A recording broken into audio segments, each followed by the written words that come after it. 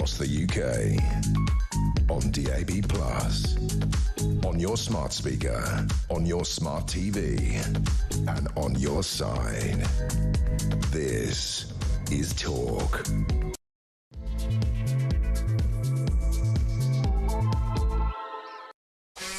There you are. Good evening and welcome to the Political Asylum right here on Talk. I'm Kevin O'Sullivan and I will be your host for 3 compelling hours of breaking news, challenging views and dazzling debate all the way to 10 o'clock. Get on the show, get on the phone and call me on 03444991000 or you can WhatsApp voice note me on the same number and I absolutely promise to play your message out. That's 03444991000. I look forward to hearing from you. It is Tuesday, July the 1st, the start of a whole new month. Here's what's coming up. Obviously, if he worked for a company in the commercial sector, the BBC's bungler-in-chief, Tim Davie, would have been gone years ago. And for the shambolic balls-up at Glastonbury, he should definitely already be on his bike. But this is the state broadcaster, where being useless is an art form they seem to admire. So, like they always do, they will come up with a slew of risible excuses about why they broadcast Bob Vylan's catchy chorus, "Death, death to the IDF." And doubtless Dozy Davie will survive to stagger on to his next hapless crisis. But never mind the weird incompetence that prevails on Planet BBC. In the real world, should Davie be out of the door? Should he quit? Should he be fired? Or will his next job involve the key phrase, "Would you like fries with that?" 03444991000. And why is the BBC so seemingly diffident about this story? Why does it prefer to concentrate on the hot weather, spelling the end of the world? Could it be that the kind of fervent anti-Israel views espoused by the forthright Mr. Vylan are rather popular at New Broadcasting House, where the charges of anti-Semitism grow by the day? 03444991000. Also tonight, the row over pride flags as the Reform UK Council leader tells the chief executive to take them down. And she refuses. She says, "I won't be doing that." Isn't she supposed to do what the democratically elected ruling party tells her? So, for not obeying her orders, should this woman be sacked? 03444991000. Stay tuned for the details and another egregious example of the stunned halo-polishing establishment not quite understanding that the woke orthodoxy by which they signal their virtue is no longer the impregnable citadel of insufferable smugness it once was. 03444991000. Meanwhile, Two-Tier is nervously awaiting the result of the welfare bill vote, labouring under the delusion that if it somehow limps through, his supreme authority will be confirmed. Dream on, Starmer, you're shot. 03444991000. By the way, we're hearing that considering actually Starmer and Liz Kendall and Rachel Reeves have agreed to water the savings down basically to nothing, there'll be no assault on our hideous overspending on welfare and benefits, none whatsoever. Considering they've agreed to get rid of it, the whole point of the act, the word is it might just stagger through. But what a joke. And where does Starmer stand after this? He's been utterly humiliated by his backbenchers, and from now on, who rules the country? They do. They tell the Prime Minister what to do, or they'll vote him down. Plus tonight, with a sickening inevitability amid all this perfect summer weather, the migrant crisis is flaring again. Of course it is. 585 foreigners crossed the Channel on Sunday, and yesterday, drum roll, a bumper 879. And still they come, and still Starmer and Calamity Cooper have not the faintest idea of how to stop the boats. What would you do? 03444991000. And in an hour or so, one of the brave Darlington nurses joins me to chronicle their ongoing battle against stubborn NHS bosses who are fighting tooth and nail to thwart the Supreme Court's biological sex ruling. Then, the ongoing chilling threat to freedom of speech posed by Angela Rayner's crazed campaign to effectively make criticising Islam a hate crime. And also the move by MPs calling on Starmer to urgently establish Ukraine-style visas for the people of Gaza. Is letting loads of Palestinians live in Britain a good idea? Or a bad idea? 03444991000. And finally, just a day late, it's Kinsey Schofield with all the latest explosive news about royalty's answer to an erupting volcano. Meghan Markle. Her ladyship's rosé wine goes on sale today, and I hope none of you get hurt in the rush to get hold of a bottle of Chateau Meg. Find out why the difficult Duchess's latest business initiative has enraged Prince William. Trust me, Wills is fuming. All that and so much more, so don't go anywhere. Stick with me right here, right now, on Talk, the home of free speech and common sense. Let's spend Tuesday night together.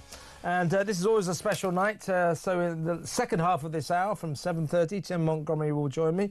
But for the first half hour, you have been warned, stand by. It is columnist for The Sun, Sunday Times and The Spectator, and now the presenter of Times Radio, our sister station's Saturday morning show from 10 until 1 p.m. It is the great Rod Liddle. Welcome, Rod. Hiya, mate. How you doing? I'm all right. You're on the phone, are you? I'm on the phone. I'm sorry you can't see me. It's going to be a grave loss to your audience. Yeah, already I'm getting messages saying that at first they were disturbed by this, but that's soon been replaced by a giddy sense of relief. So good not to see you, Rod. Well, listen, there's only one story to talk to you about. This is, of course, the latest scandal engulfing the BBC. I made a lot of jokes about it in my monologue. Tim Davie, bungler-in-chief, seems to stagger from one crisis to the next. But this one does seem to be somewhat climactic, to say the least. I mean, we're hearing now that he was actually at Glastonbury when Bob Villan came on and shouted death, death to the IDF. I'm not taking any line on whether or not he should be allowed to say that, but it's against the law. That is inciting racial hatred. So the flunkies at the BBC thought, what should we do about this? They elected to carry on broadcasting his show for the next 40 minutes. We're told they then went and found Tim Davie, who sort of said, yes, we'll carry on with that, but don't put it on the iPlayer after that. So he was involved in this decision. The BBC subsequently are saying, well, that was a wrong decision. We regret that. We shouldn't have done that. So Davie's there. The flunkies, by the way, when I say flunkies, there's 500 of them down at 500 BBC people on a jolly down at Glastonbury as every year. So there aren't, Kev. Yeah. There aren't. Yeah. The entire BBC is there. The entire because the rest of them are there. Just in their little tents waiting for Biffy Clyro. It's the BBC and Glastonbury are indivisible. The BBC thinks Glastonbury is the nation coming together, whereas it's only a convocation of mentals coming together. By the way, did you hear about my great moment, Rod? If I can blow my own trumpet just for a second, in the excited build-up to the set by Kneecap. Kneecap, basically Bob Villan are Kneecap's backup band. So they'd been on, and then they were building up the tension to when Kneecap came on. And on the big stage, they then played this film of all their fascist media enemies. And I'm in the middle of it. The big film of me going, Kneecap, pretty disgusting.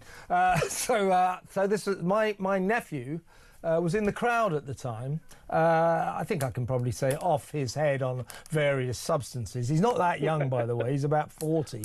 Anyway, he said he's lying on the grass, battling for consciousness, and he suddenly looked up and saw me, and he said it jolted him back into the scheme of things, and he then watched Kneecap, who he said were absolute crap, but even worse apparently than Bob Vylan. But the point is, you know, Tim Davie was involved in this decision to carry on broadcasting Bob Vylan. And surely he's going to take the rap for this. The press office now are busy saying, well, actually, we didn't really ask him till afterwards. So that's his approach to this crisis, is to tell the press office to say, it wasn't me, Gov.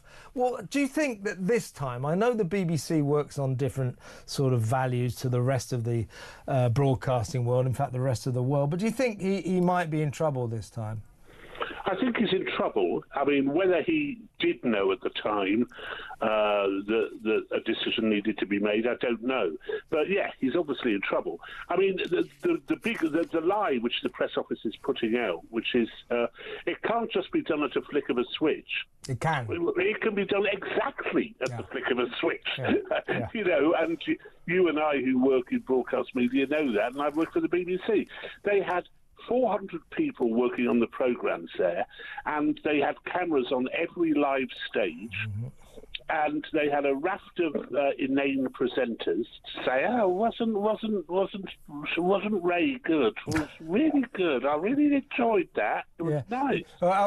Didn't Rod Stewart hit every single note? They all said incorrectly. That's right. That's right. So they could have done it very easily. Why didn't they do it? The three possible arguments. One is that they're stupid. Yeah, that's the leading argument. Next. Yeah. Secondly is that they agreed with it, or at least thought it was quite good bants, you know, to say death to the idea. Oh, that's funny, isn't it? And the third thing is that they were paralysed by fear, that they just didn't know what to do. And either way, it's bad. You know, frankly, I don't think Bob Vylan should be up in court for saying this stuff. I'm not sure that. I'm not sure. It is against the law, I suppose, but I'm not sure that saying anything should be against the law. But it's the BBC's assumption that we all kind of are part of the Glasgow community. We people who pay its licence fee, that we all come together and enjoy Glasgow the way we used to enjoy the last night of the proms or the FA Cup final. It's not. Rod, it is actually where white middle-class British people come together, be fair. It is. It's where white middle-class liberals come together and Billy Bragg. That's what it is. And street drummers and tattooists. It's just awful thing. It's an awful thing. I agree with you, though, Rod. You know, Bob Vylan, he should, if he wants to shout that nonsense, personally, I believe in free speech. I think you should be able to shout that if you want. But we have got laws, and that is technically against the law. That is a call to racial violence. I don't think it's an important call to racial violence because Bob Vylan don't matter a jot. Nobody had ever heard of them before this show, and they won't going forward. They will disband because they've lost their agent and they've had their American tour cancelled. So they're not the brightest things. Do you know what the lead singer's called? Pascal Robinson Foster. His name, isn't it? His brother's called Porsche and his sister's called Paris, and he's from the mean streets of downtown Ipswich. Ipswich, yes, that's right, yes. Straight out of Suffolk.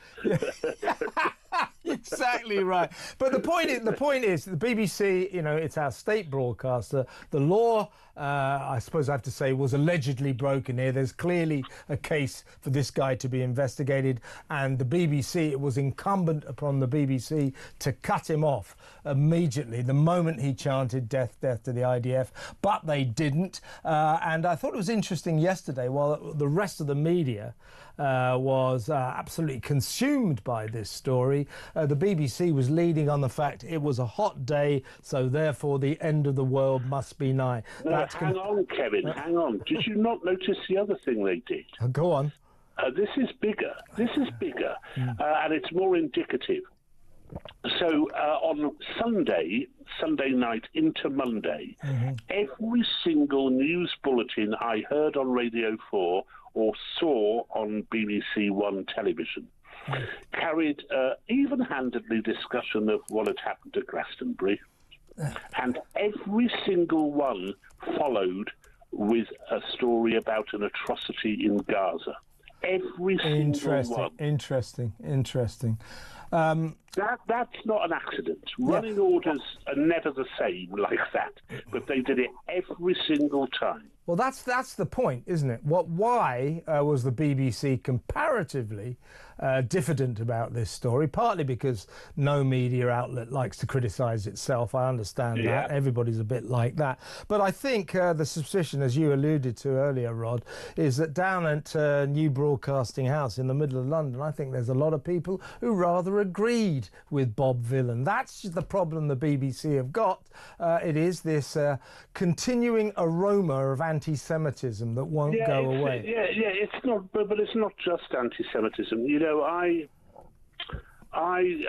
listened to Radio 4 yesterday, and there's a series on it called Currently, and it was a half-hour documentary about a woman called Louise Lancaster, who was imprisoned for 4 years because she was a Just Stop Oil protester. Okay. And she'd organised a protest which caused enormous disruption, and it was about her 5th conviction. This was the most egregiously biased piece of journalism I have ever heard.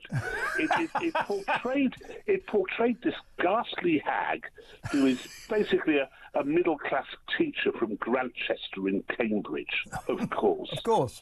As a saint. You know, it began with the neighbours saying, when she came over to dinner, she always brought a lovely dessert. And it went on in this cringing manner for half an hour. Can you imagine them doing the same sort of job on Lucy Connolly? Because it wouldn't happen. I can't imagine that. You're talking, I mean, the BBC's obsessions, I mean, they're in absolute overdrive now because we've had 2 or 3 rather hot days. You know the BBC's climate editor, Justin Rowlett. Do you think he needs help, some sort of psychiatric help at all? Why so? Because he's mad? Because he's insane? Listen, mate, when I was at the BBC, I had to work closely with a number of their environmental people, and they all needed psychiatric help. They're just so full of themselves, and never for a moment doubting that they might be right about everything. Oh, God, their certitude knows no bounds. They're absolutely convinced that they're right, and everybody, all the doubters, that we're not just, people like me and you perhaps sort of take a more sceptical approach to climate issues. I don't take that sceptical approach. You know, I believe it's happening and I believe it's man-made. I don't necessarily believe all the catastrophizing that they do, though some of it undoubtedly is true. But they swallow every single line, hook, line and sinker. But it's not totally, but it's not, you know, we may be contributing, but to suggest that mankind is causing this climate change, I think is going too far. But according to... I don't know. I mean, we differ there, but it doesn't really matter, because essentially I'm on your side on this, in that it brooks no room for doubt about anything, you know? No, exactly right. I just think the BBC should instigate a new policy in terms of their climate change department, their journalists there, and start employing people who aren't certifiably insane, to start to get some people, you know, who can actually think logically and coherently, because their climate change reporting is just, it's like a comedy, it's a joke. Listen, talking of jokes, we're going to talk about Warwickshire County Council next, and a row over flags. I thought you might like this story. I certainly do. We'll talk about that next, Rod. Stay where you are.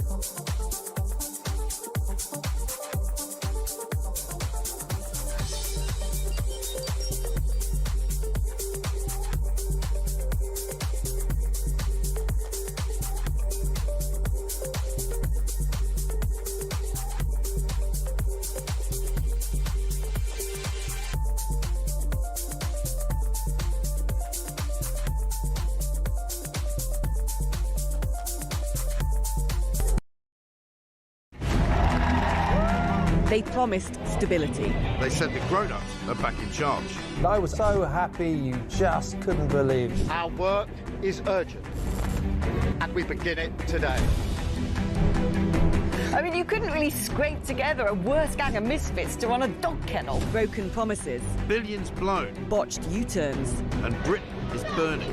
One of the most immeasurably eventful. 1 year in power. And Britain in freefall. It's just been a disaster. 1 year of chaos. Friday, 4th of July. 9 p.m.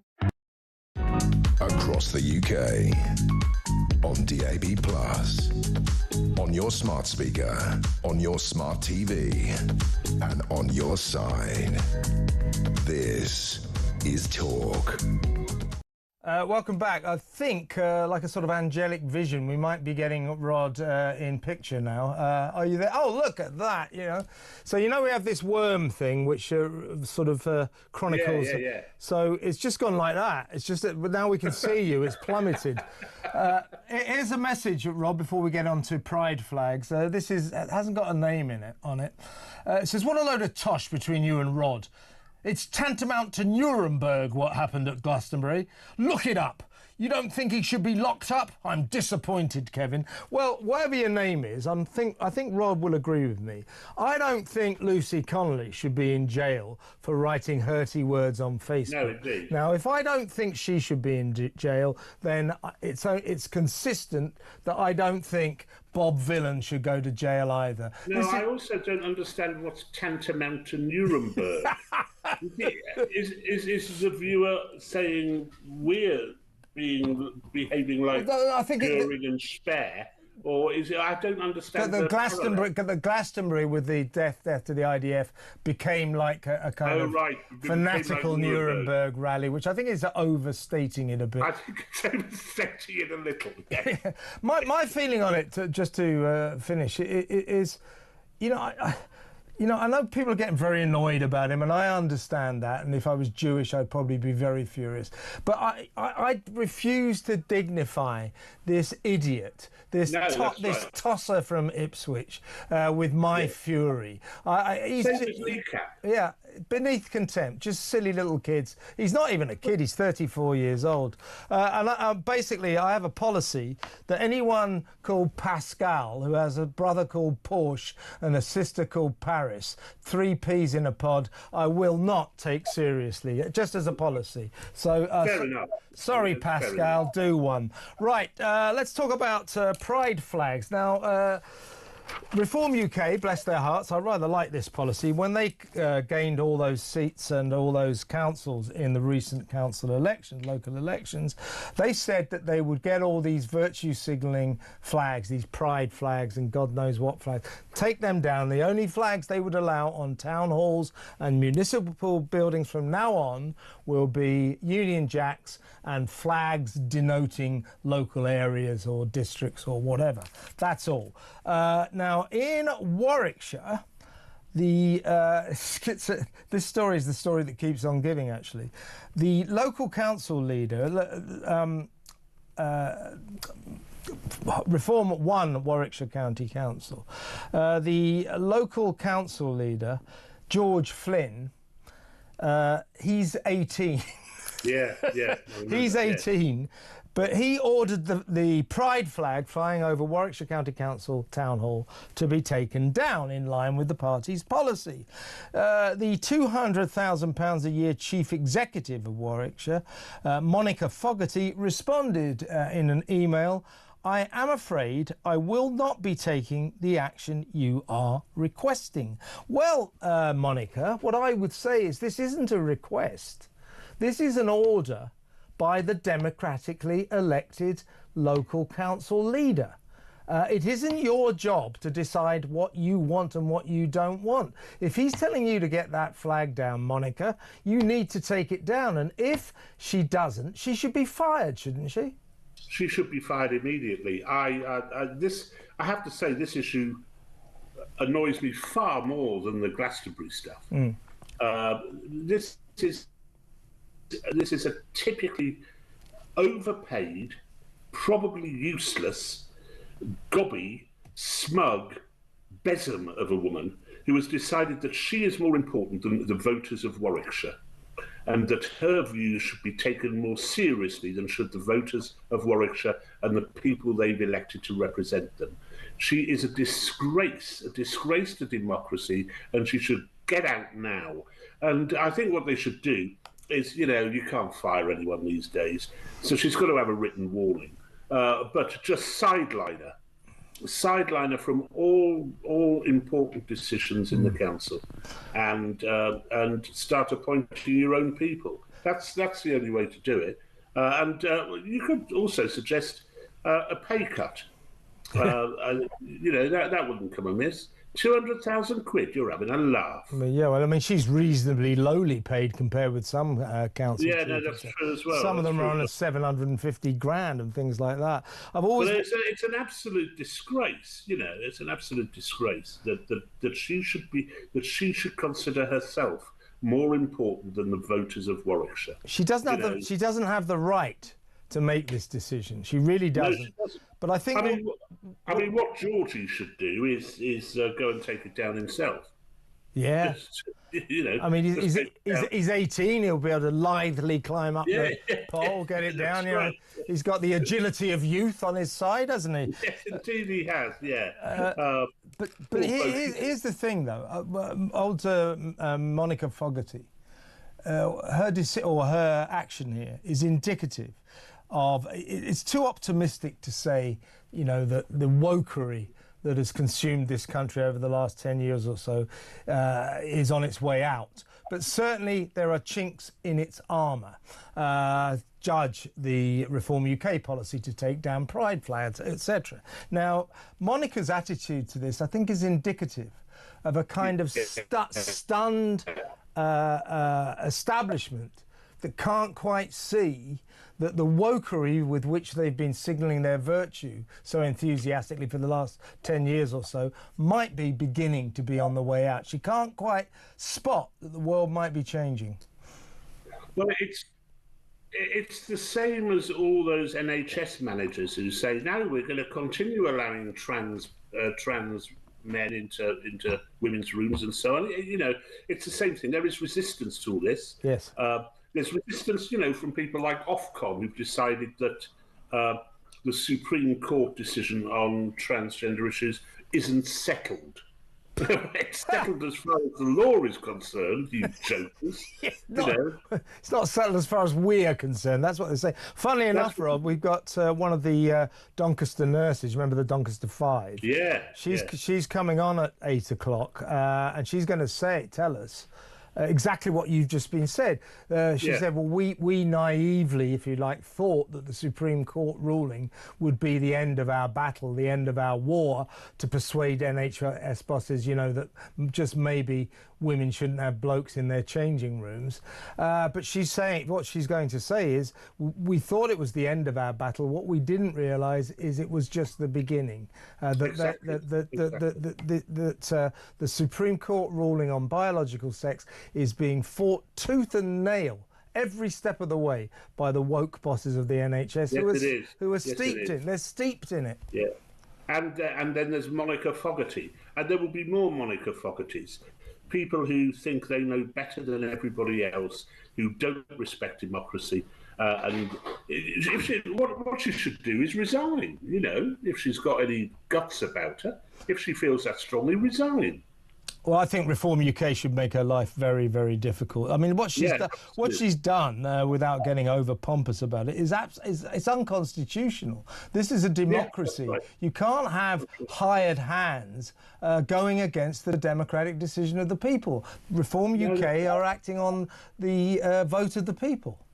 No, that's exactly right. Exactly right. She certainly needs a written warning immediately. You can't. As I say, you can't sack anyone these days, especially not in the public sector. They're there for life.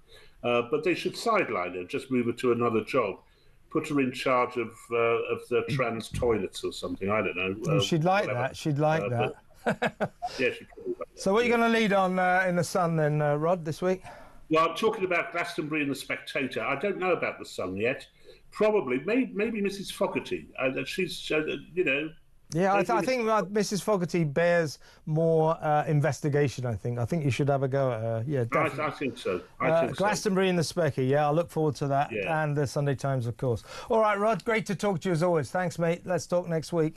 Rod Liddle, the prolific columnist for The Sun, the Sunday Times and the Spectator, and you can listen to him on Times Radio on Saturday mornings from 10 a.m. until 1 p.m. Damn good show it is too. Next up, it's Tim Montgomery. He'll be joining us in the studio in just a few minutes.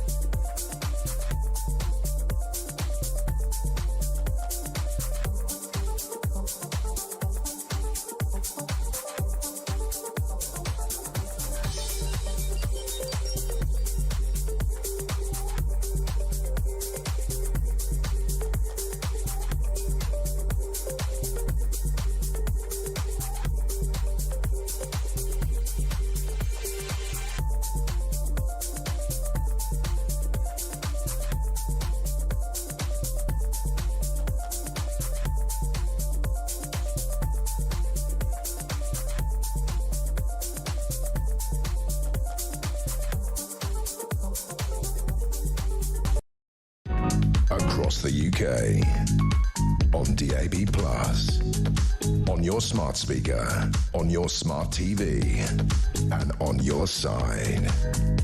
This is Talk. Welcome back. Tim Montgomery's in the studio. Before I talk to Tim, give us a call. Let me know what you think about what we were discussing with Rod Liddle just now. Should Tim Davie, the Director General, the bungling Director General of the BBC, should he go? Is this the straw that broke the camel's back? All he ever does is stagger from one self-created hapless crisis to the next. This one maybe has gone too far. As I say, Bob Villan, who gives a damn, really silly sod, but he broke the law, and the BBC, you can't incite racial violence like that, and the BBC should not have broadcast him, and the big mistakes were made here, and surely in the end someone's got to carry the can, and Tim Davie was there at Glastonbury. Should he go? 03444991000. And what should be done, as we were just discussing, about the Chief Executive of Warwickshire County Council, Monica Fogarty, who, when told by the ruling Reform UK party leader, a guy called George Flynn, in line with party policy, to take down the Pride flag and replace it with a Warwickshire flag or a Union Jack. Those are the only flags that Reform want to see above municipal buildings and town halls. I kind of approve of that. I don't know what you think. But anyway, it's not about what we think. This is a democracy. This is the democratically elected leading ruling party, Reform UK.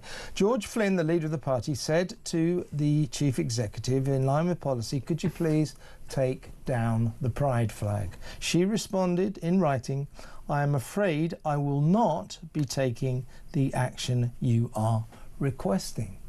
That is an affront to democracy. What should happen to Monica Fogarty, do you think? What should happen to her? 03444991000.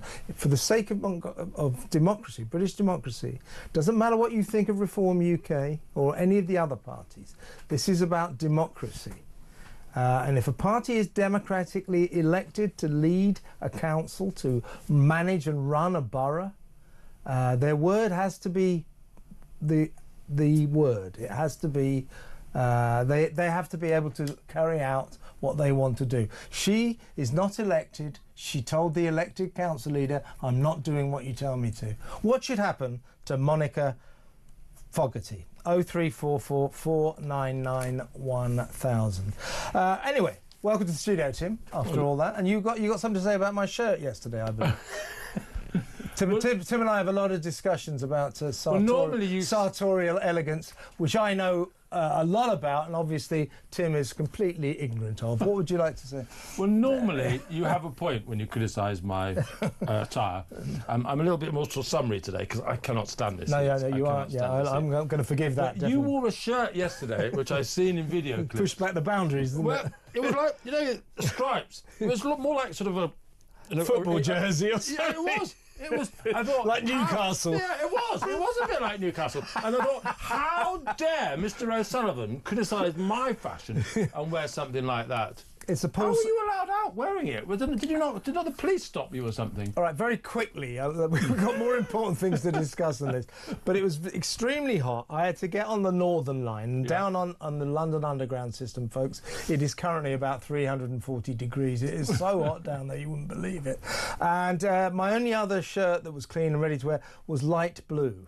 That would have soaked through. Yeah. So I had to go for the Newcastle strip, which was a little less. At least you didn't go for the strip. Yeah, I agree. It's a bit out there, that shirt. I've had it for years. Anyway, to answer the question you just posed, she should be sacked. She should be, shouldn't she? You know, there are sort of those listeners who remember Yes Minister.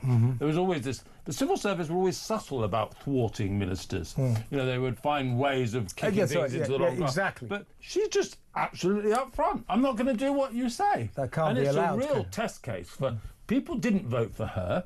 They voted for reform councillors. And if she doesn't change her policy, this isn't about whether you support a trans That's what I just said. Not, exactly not what I whether just you support. said. It's about whether the people we elect have the power to do what they were elected to do. Absolutely. And it's not a small matter, this. This is not a small matter. This is how local government officers all over the country, they think they're in charge. And this is about to be a real test of resolve for Reform. And Reform UK need to go to Monica Fogarty and say, if you value your massively overpaid £200,000 a year salary, you better do what you say, what we say, or you're out of a job. The world, the times, as Bob Dylan once said, they are a-changing, Monica, and you better get on board. Let's quickly... Bob Dylan, not Bob Villain, I hope. Bob... like a rolling stone. Right, let's talk about the welfare reform bill. It has limped through. The ayes, yes votes 335, no 260, majority of 75. Now, they've got this bill through. Starmer has haplessly turned it into a vote of confidence in him. It's a vote of confidence in his authority. And he's made it his sort of mission number one, his primary mission is to get this through. So he's watered it down and down and down. Now, what they voted through, as far as I can work out, is a bill that will make no savings whatsoever. If it makes any at all, it'll be about £1 billion. Now, the backdrop to this is, ever since Labour came in, Liz Kendall, the Work and Pension Secretary, and Keir Starmer, they knew that they needed to get our welfare expenditure down dramatically. We're talking by maybe 10 billion, maybe 15, 20 billion, because our bill, we are addicted to benefits and welfare. We spend miles too much, and if we carry on like this, the country will go bankrupt. Unless, of course, they tax us to the hilt, which is what they'll do before we go bankrupt. Goes as a bankrupt in a different way. So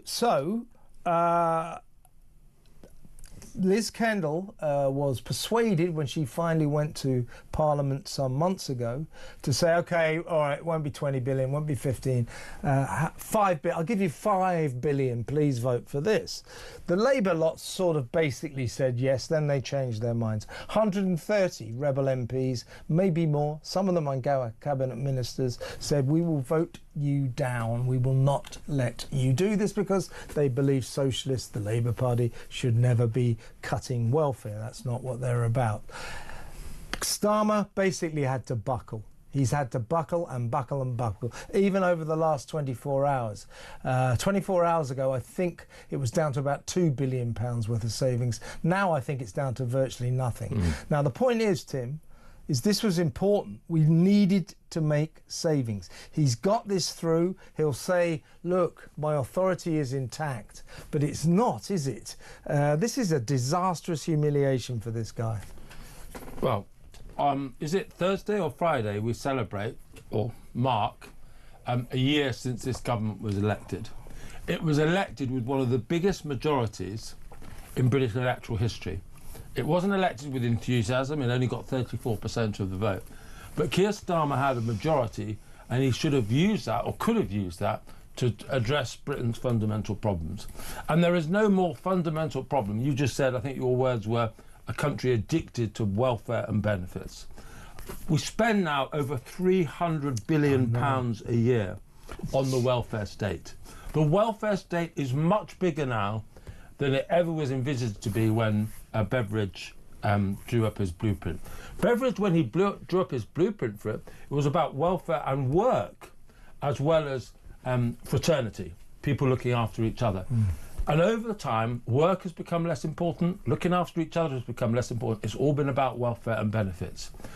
And of that 300 billion cost, Labour, as you said, only could find 5 billion, which will be overtaken during the course of this Parliament. It will grow faster than that, of course.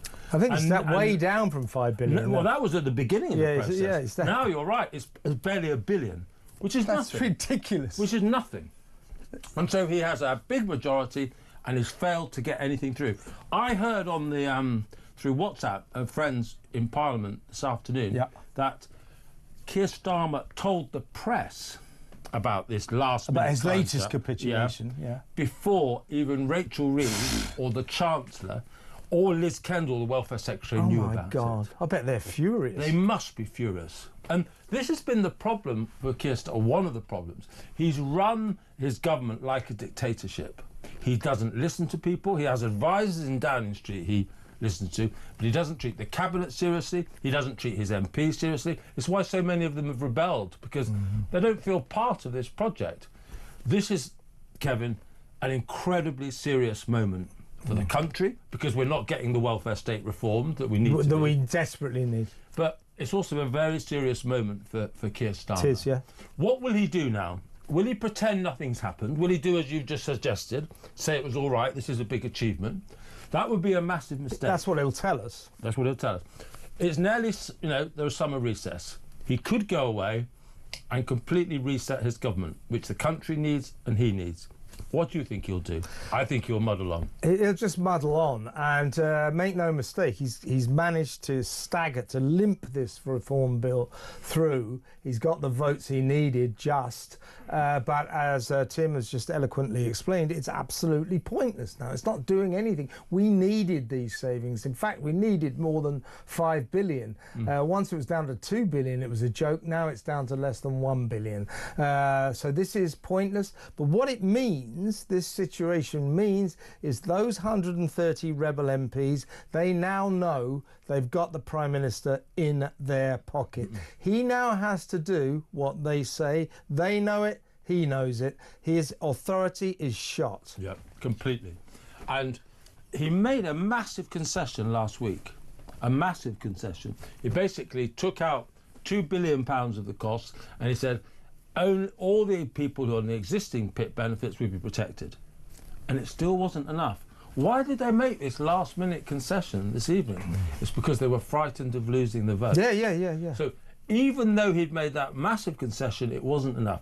You're completely right. His backbenchers now smell blood. Yeah. They know that this man can be pushed around. And I don't know what the solution is, because if they think he can be pushed around, all of the hard decisions that you need taken in government, they won't be taken.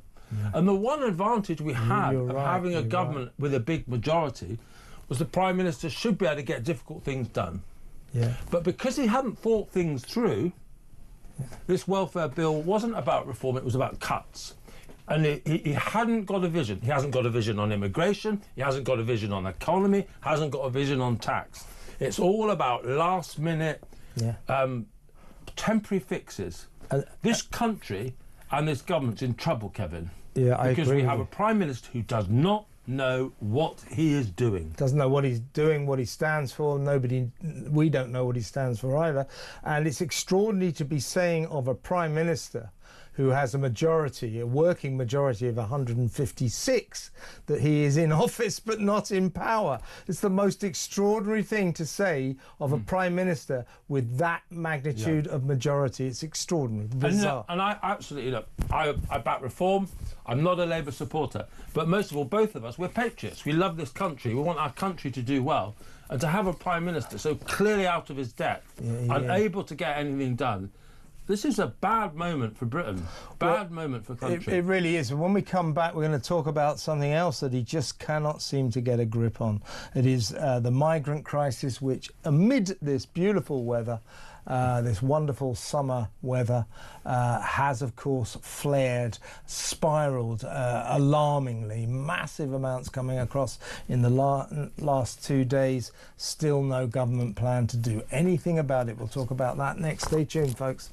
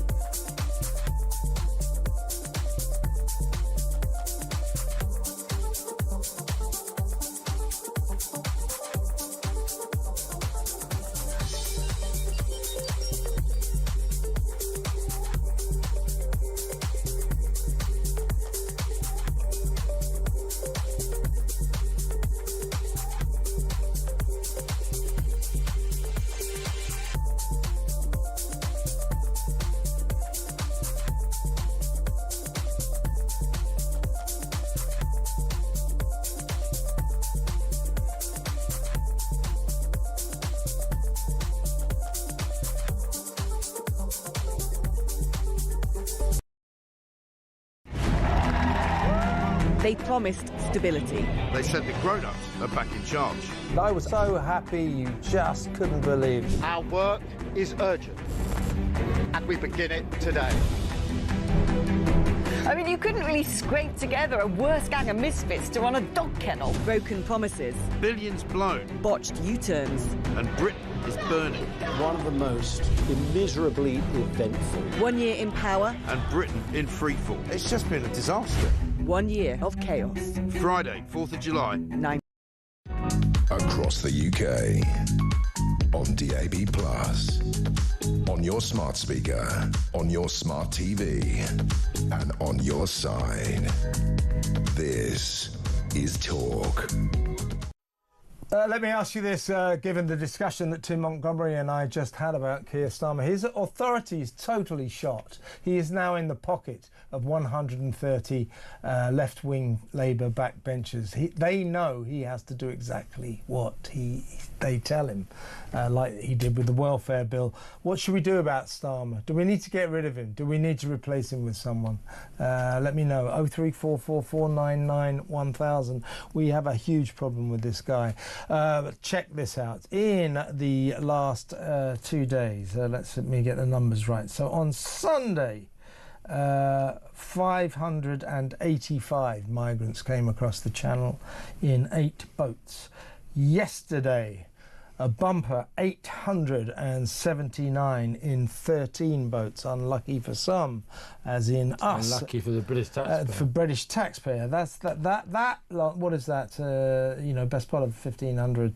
That is actually. Let's get to the producer to add this up.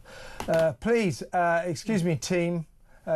Audience, talk amongst yourselves. I'm going to chat to the to the producer for a second. Seriously, Samara, look at multiply. Yeah, she's just. Yeah, I know that. How much will they cost? That £40,000 each. She's just added up the 2 days. Thanks for that earlier. It's 58 million quid in the last couple of days. This is live radio, folks. Yes, it is. It's a radio verite, unfortunately. Seriously, so that's £58 million worth of migrants in the last 2 days. And we have a Prime Minister and a Home Secretary who have not the faintest idea what to do about this. Let's just consign the smash the gangs nonsense to the scrap heap of political history.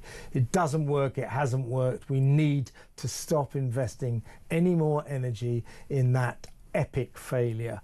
We need to come up with something new. They've come up with this weird migrant swap plan. That's not going to work. I mean, it's quite worrying that this is now spiralling beyond anything we've ever seen before. This is 40% up on last year. 43,000 migrants have come across since he became Prime Minister. The migrant numbers for 2025, I think, have just past the 20,000 mark. So we're on course for 50 at least. Channel arrivals for June just over 5,000, I do believe. So it's getting worse and worse and worse. And we have a government that not only doesn't have a plan, it likes to try to sweep this under the carpet. They don't want to talk about it because it's very awkward for them. This is unacceptable, but just like the welfare issue, it's extremely worrying. Now, why is this happening? I think that's a good question for us to ask. Now, there are lots of people listening to this programme who pay a lot of attention to what Labour say.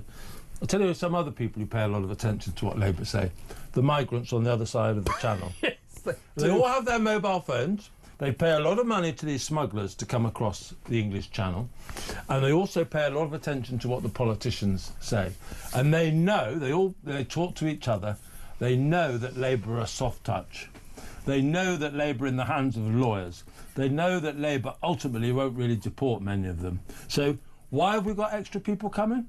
Because they know once the Rwanda plan was scrapped, the plan of the last government to send migrants back to, send them to Rwanda rather than to any other place, that they knew that it was a weak country. And weakness is provocative, and that's why we're getting these numbers. Look, one thing, right? So we need to stop offering migrants, asylum seekers, people who come across the channel, enticements, which is what we do at the moment. We just... Apparently we're now paying for wigs. It's encouragement. Yes, we're paying for wigs. We're paying for all sorts of ridiculous treats. It's all part of this thing called the Asylum Seekers Support Scheme. £6.6 billion in the last 5 years. Yes, we're even paying for wigs for them. I mean, what is this all about? But look, amid all these encouragements, just a thought, why don't we... I can think of one thing we could do that might change the situation. Go on. We don't pay for their lawyers anymore. If you want to fight the case for your asylum seeker application, you pay for it yourself. That, on its own, would stop them coming. Yeah, I'm sure that would be declared illegal, though. Of course it would be. Yeah. Even though it's probably not. Well, you changed the law. That's the thing about the laws surrounding asylum seekers is this, right? People say, oh, what happens is, you see, they come across the channel illegally in an illegal boat. Yes, we accept that. But the moment they claim asylum, they become legal. That's not true. That is a political decision. They arrived illegally, usually without documents, so they've broken 2 laws there. They should not be allowed in. Just claiming asylum does not make their presence and their voyage legal. That is a political decision, right? And that's what I think makes people so angry, is that the laws seem to always be interpreted to the benefit of these asylum seekers, these migrants. Yeah. They're never interpreted to the benefit of the British taxpayer, who has to pay all these bills. Yeah, 58 million quid's worth in the last 2 days. Or indeed, and I think we spoke about this last week or the week before, Kev, is the security threat that these represent. We do not know who is breaking into our country, and that's what they're doing. They're breaking into our country. They could be terrorists. They could, well, we know. They were, there are 3 alleged Iranian terrorists who came in as small boat migrants who were arrested about a month ago for a terror plot. Now, you know, we don't know whether or not they're going to be guilty or not, but they were asylum seekers. They were cross-channel small boat migrants, so we didn't know anything about them. Turned out they're Iranian or alleged Iranian terrorists. That's what you're talking about. And we know some of them have been involved in the grooming gangs scandal well. So I'm afraid it's more than about money. It's about the security of very vulnerable young girls in our country, as well as the security of all of us. And there'll come a moment, and I fear this moment a great deal, and I hope I'm wrong, but there'll come a moment when something terrible happens in this country, a terrorist outrage happens, and it'll be linked to these people who've broken into our country. And then the people of this country will rise up, and that's what the authorities are worried about. We're all worried about that. What should we do about the migrant crisis, folks? 03444 499 1000. Big thanks to Tim Montgomery, one of the Darlington nurses. Next, stay tuned.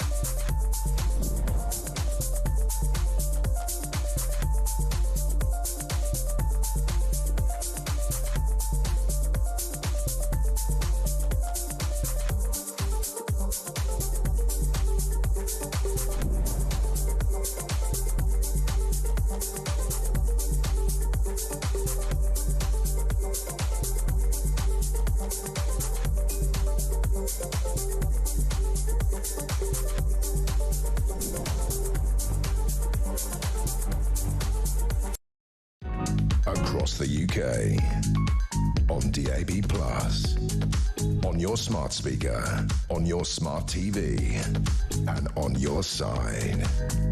This is Talk.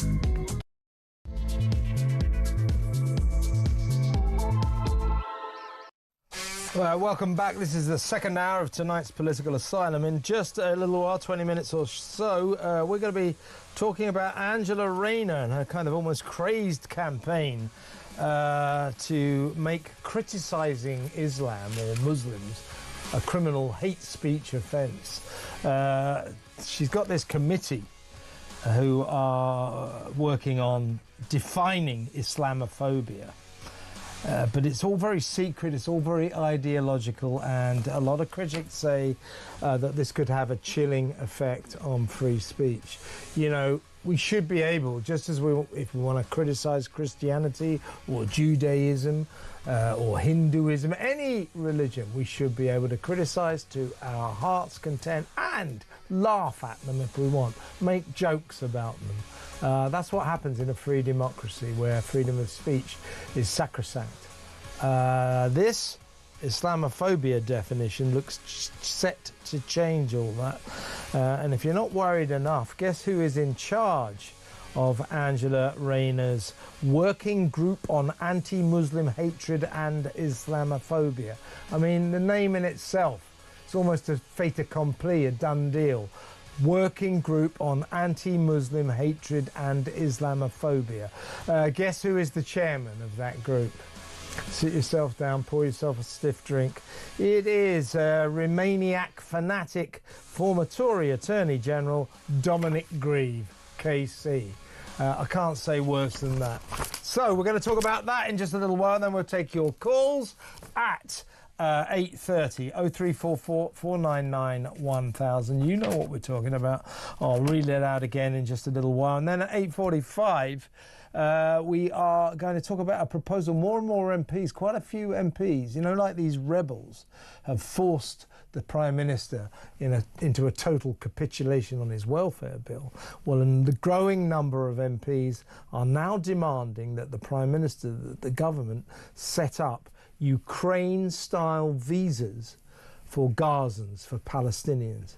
So people who are affected by the conflict there in Gaza, as in everyone, they want them to be able to come to Britain and live, you know, like Ukrainians do, escaping war and all that. Is that a good idea? 0344 499 1000. Before we get to any of that, I'm very pleased to welcome my next guest. We're going to talk about the NHS and the way the bosses have stubbornly, effectively refused to accept the Supreme Court's biological sex ruling. So they are still railing against the idea of safe private spaces for women. They're still railing against the idea of letting men into women's changing rooms, and so on and so forth. This surely is all wrong. Now, my next guest is one of the leaders of the Darlington nurses. You know, famously, to their credit, they took the NHS to court because the NHS was insisting on imposing in their private female space, their changing rooms, a bloke called Rose, who was a bloke. And the nurses said, we're not having that. They took it to court. And then there was the Supreme Court's ruling on biological sex. So the nurses, the brilliant Darlington nurses, felt at the time of that ruling that their battle was won, their war was won. What they're finding out now is that that ruling was just the start of their war, and they're still fighting it. So a very, very warm welcome to a very brave woman, as are her colleagues there up in Darlington, to Nurse Bethany Hutchison. Welcome, Bethany. Thank you. Now, as I just laid out there, you guys, I shouldn't say that, should I? Bad choice of phrase there. You nurses, you female nurses, when the Supreme Court came down with its ruling on biological sex, took them 5 years to come to the decision that the definition of a woman was someone who was born a woman. Why it took the greatest legal minds in the country 5 years to come to that conclusion, I don't know. But it was the right decision. Now you felt, Bethany, and your friends, you felt, well, that's it, we've won now. But no, you're finding that the bosses in every day, every way, are railing against the biological sex ruling. You thought your war was won. It had only just started. Tell us what's going on. Yeah, I mean, I would love to say that there's been a huge victory, and I think in the media it kind of was portrayed as a victory, but nothing much has changed. We did have a visit from somebody senior in NHS England who said, you know, this trust has to get this sorted. We have to find alternative facilities for transgender people. And since then, there's been no communication from any of the executive team or senior members of the hospital. Again, we've been completely ignored, which seems to be a running theme throughout this case. So we're no further forward with anything. We are continuing to use a temporary changing room, which has now been in place for a year. So seems more like a permanent changing room rather than temporary one. And is Rose still around? Where does Rose go? As far as I'm aware, Rose is still able to access the female changing room. Which should be your changing room. Yes, yeah, absolutely. It should be our changing room. The trust have taken down their transitioning in the workplace policy from the internet. It's been intranet. It's been removed. However, there hasn't been an alternative policy plus put in place. So we are under the impression that the previous policy still is, that's still what we have to follow. So let's just recap on that. The females, you and your colleagues, you're in some sort of temporary place that they put you in at the height of the row over Rose. Rose is a bloke who wanted to invade your private, safe female space, your changing rooms. You wouldn't have it. You took the NHS to court on it. Then you get the Supreme Court ruling, which surely should have come down in your favour. At that point, your hospital, your NHS trust, should surely have said to you, OK, ladies, you go back into the female safe space and Rose won't be in there anymore. Instead, Rose is still in the female safe space. Rose, I should stress, is a bloke who wants to pretend that he's a female. You, Bethany, I can see you're a real female, and I know your friends. I know your friends are too. You're in the temporary one. Yes. Now, is it just me, or is that a rather warped and twisted situation? Oh, absolutely. It's completely bonkers. I think there's an easy solution to all of this, but for some reason, the trust and NHS trusts across the nation are doubling down on providing access for men in female facilities. And I can't really get my head around it when there's been a Supreme Court ruling. No, exactly. So have you managed to actually sort of confront any bosses about this, to actually talk to them about it? No, nobody will bother speaking to us at all. And in your legal action against the NHS Trust, is that still going forward? I mean, will that still be heard? Yeah, I'd like to clarify that, because I think in the media, some people got a little bit confused and thought, well, this is it, that it's over for them. But actually, it's still ongoing, so we are still heading to court in October. You see, you shouldn't have to do that, though, should you? At the point where you must have felt this, you must have felt when the Supreme Court made their ruling, oh, well, that's it, we've won, we won't need to proceed with this legal action. I don't know who's paying for it, but legal actions are expensive. But you've subsequently found out that actually the Supreme Court biological sex ruling hasn't made any difference at all, and you've had to continue with your legal action. Yeah, it's crazy. We can't understand it ourselves, but it is very important, and we continue to advocate for single-sex facilities within the NHS and wider society, and we will not be deterred. We will continue to do this until policies are changed across the board. Now, do you have any court date for when your case will be heard? I should know it off by heart, shouldn't I? Yeah. But it's sort of mid-October time. Okay. We don't need the precise date, but in October, I mean, if you do go to court, if your bosses are stupid enough to let this go to court, I mean, this is an open and shut case, isn't it? You just walk in and say, I give you the Supreme Court's biological sex ruling. We win, they lose. I mean, I would have thought that the bosses, unless they're incredibly stupid, will do anything not to go to court, because they can't win this case, can they? Well, you would have thought not, but it appears as though that they are cracking on with things and they are keen to go to court themselves. There's nothing being said for them to be deterred either. So as far as we're aware, we're still heading to court. Generally at the NHS, I mean, you know, we report on it all the time. Strangely, in my view, the NHS has become consumed, saturated, if you like, by wokery. You know, by trans issues.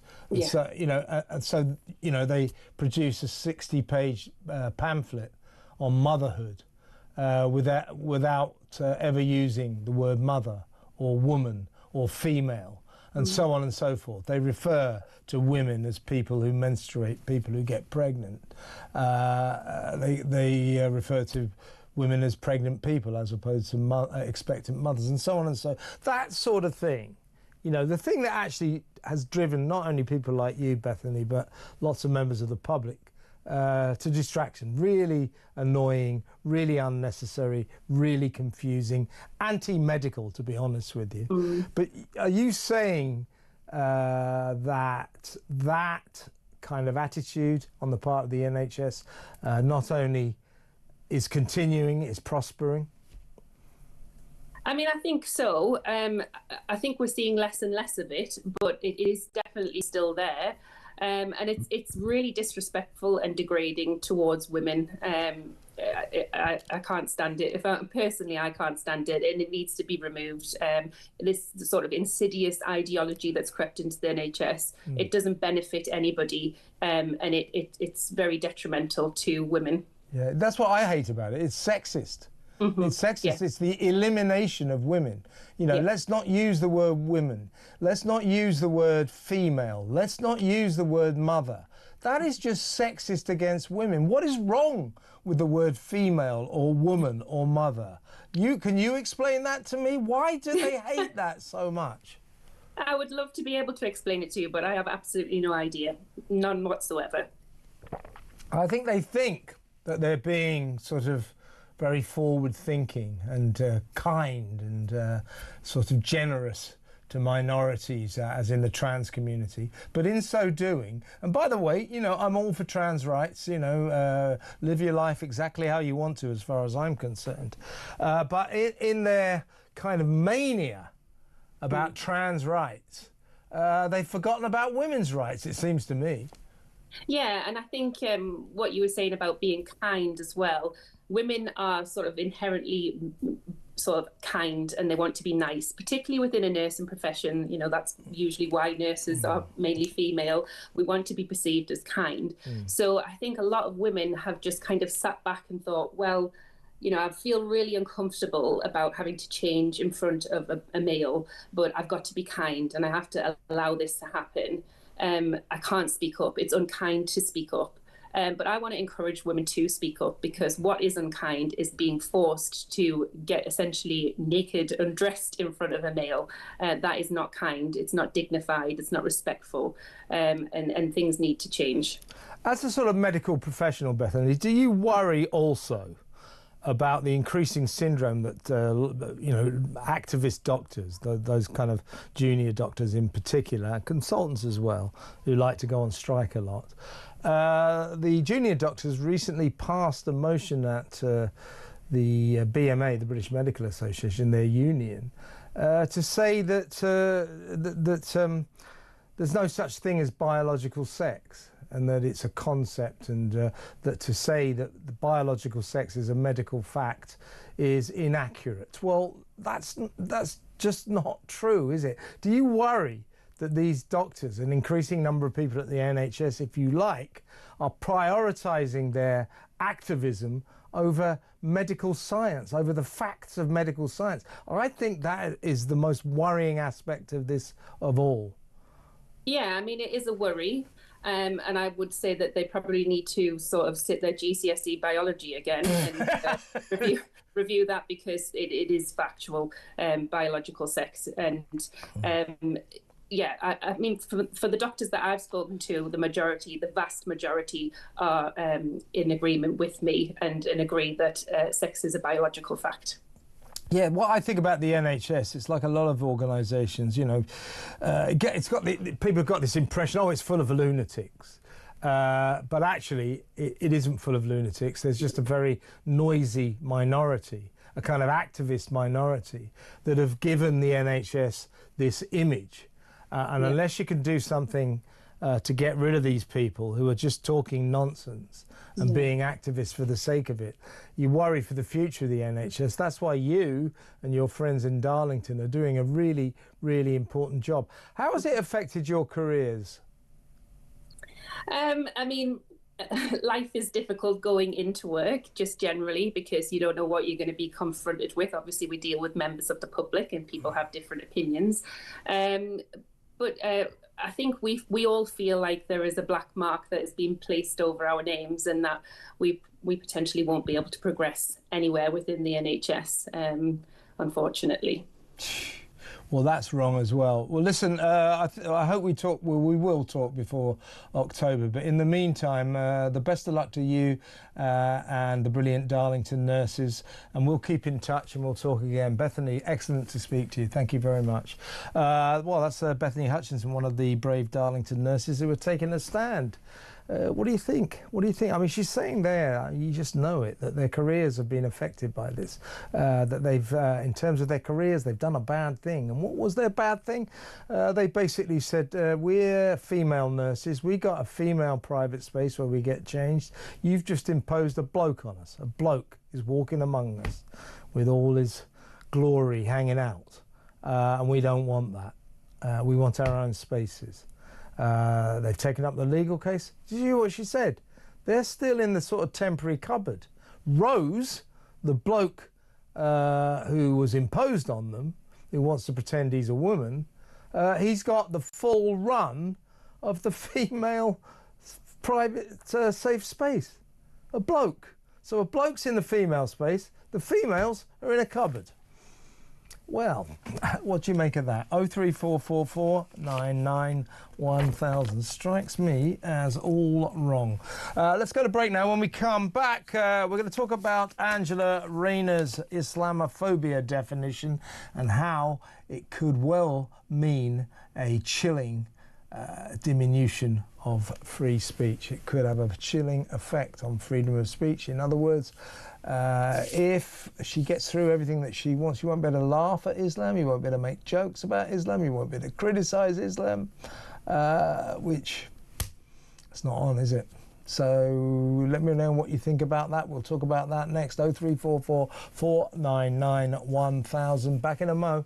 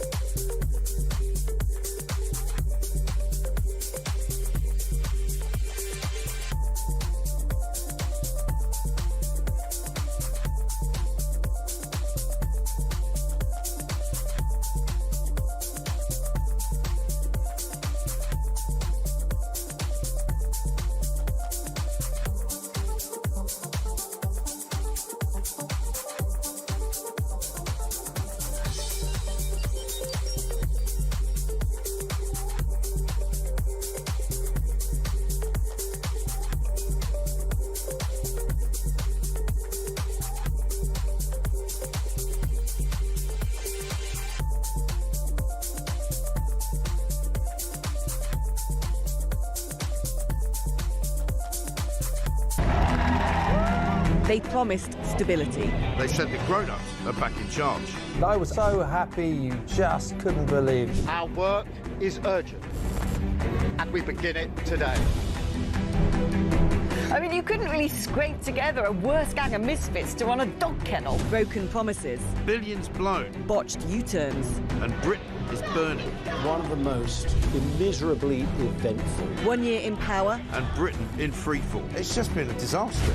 1 year of chaos. Friday, 4th of July. 9 p.m. Across the UK. On DAB+. On your smart speaker. On your smart TV. And on your side. This is Talk. Welcome back. We're going to talk about Islamophobia. By the way, taking your calls in just a little while, about 10 minutes or so, 03444991000. What are we going to do about the migrant crisis? What is the point of the welfare bill now that we're saving nothing? Give me a call, 03444991000. And why won't the NHS learn that the Supreme Court has made its ruling on biological sex, and it's about time you allowed the Darlington nurses, in fact, all females, to have their own safe spaces without imposing blokes on them?